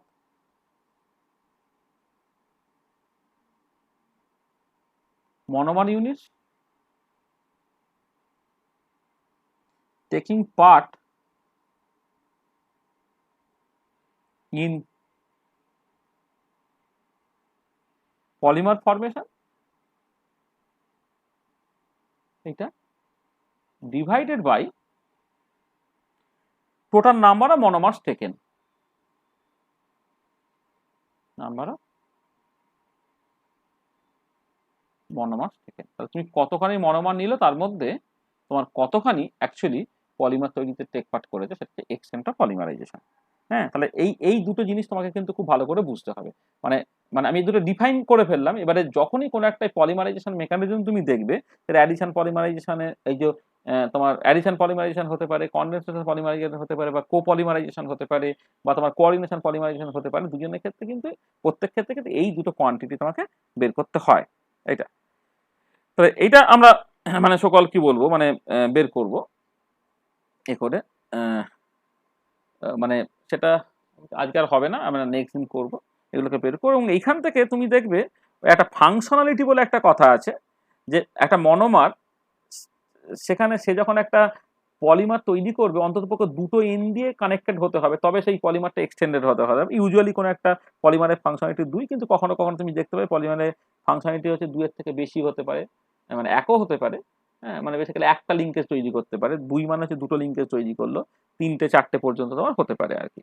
এই যে ফাংশনালিটি, সেই ফাংশনালিটির সঙ্গে হচ্ছে number average value of the degree of polymerization DP, তাদের যে একটা কানেকশন আছে সেগুলোকে বের করা আর কি, সেই সব জিনিসপত্রগুলো আছে আর কি, সেটা তোমার দেখতে হবে আর কি। Number average value of degree of polymerization, সেইটা হচ্ছে তোমার ওই কি রকম ভাবে রিলেটেড হচ্ছে এবং সেটা ফাংশনের উপর ডিপেন্ডেন্সি কি আর কি। সেগুলো আরো বেশ কিছু জিনিসপত্র আছে যেগুলো তোমার পরীক্ষায় এসছে, মানে আজকে যেহেতু শেষ হবে না, আমরা আর ওই ডিটেলের মধ্যে ঢুকছি না। তাহলে আমরা এই পর্যন্ত জিনিসটাকে বললাম। পরের দিন হচ্ছে এইখান থেকে আমি অ্যাকচুয়ালি এগোবো, মানে মানে আসলে অনেক এই যে মানে ফ্রি র্যাডিক্যাল পলিমারাইজেশন, সেখানে ইনিশিয়েশন, প্রোপাগেশন এবং টার্মিনেশন স্টেপগুলোকে লিখে না, সেইটাকে ওই রেড লটা লিখতে হবে। মানে বেসিক্যালি ল অফ মাস অ্যাকশনটাকে ফলো করে রেড লটাকে লিখে সেইখান থেকে আলটিমেটলি ফাইনালি আমি যেটা লিখবো আর কি, সেটা হচ্ছে ডিগ্রি অফ পলিমারাইজেশন বের করবো, আর এক্সটেন্ট অফ রিঅ্যাকশন বা এক্সটেন্ট অফ পলিমারাইজেশনটাকে বের করবো, না পি বা ডিপি তাদের এক্সপ্রেশনটাকে বের করবো in terms of rate constants for initiation step, propagation step, termination step এবং সো অন। তাহলে এই যে পার্টটা, তাহলে এই পার্টটা আমরা মানে আজকে আর করছি না। আজকে আমরা যা করেছি এই পর্যন্ত থাক। নেক্সট দিন আমরা কিন্তু এই কাইনেটিক্সটাকে নিয়ে আরো ফার্দার কথাবার্তা বলবো, এবং তার সঙ্গে হচ্ছে ওই মানে প্রিভিয়াস ইয়ার্সের যে কোশ্চেন্স গুলো পড়েছে এবং তার মতো করে তোমাদের কোশ্চেন ব্যাংক দেওয়া হয়নি পলিমারের জন্য, সেই কোশ্চেন ব্যাংকটা আমরা দিয়ে দেবো। মানে এটা একটুখানি স্লোলি করছি, কারণ এটা তো আমাদের আগে পড়ানো হয়নি। তাহলে মোটামুটি ভাবে যারা একদমই মানে নতুন পলিমার আগে পড়োনি আর কি, তারাও যেন কিছু কোশ্চেন মানে কোশ্চেনগুলো পেলে তার উত্তর করতে পারো বা কোশ্চেনগুলো কমন পেতে পারো আর কি, সেইগুলো আমরা কুইকলি করে দিচ্ছি। আর একটা ক্লাস হলে কিন্তু আমরা পলিমারটাকে কভার করে ফেলবো, এবং পলিমার থেকে যে কোশ্চেনগুলো পড়েছে সংখ্যাটা খুব বেশি নয়, এবং একটা পার্টিকুলার টাইপের কোশ্চেনই শুধু বারবার পড়ে আর কি। সেই কোশ্চেনগুলো আমি তোমাদেরকে দিয়ে সেইটা নিয়ে ডিসকাশনটা করে দেবো নেক্সট ক্লাস। ঠিক আছে, তাহলে আজকে এই পর্যন্ত করলাম, নেক্সট দিন এইখান থেকে শুরু হবে। তাহলে end of lecture 1 polymer chemistry for net chemical। ঠিক আছে, হয়ে গেল।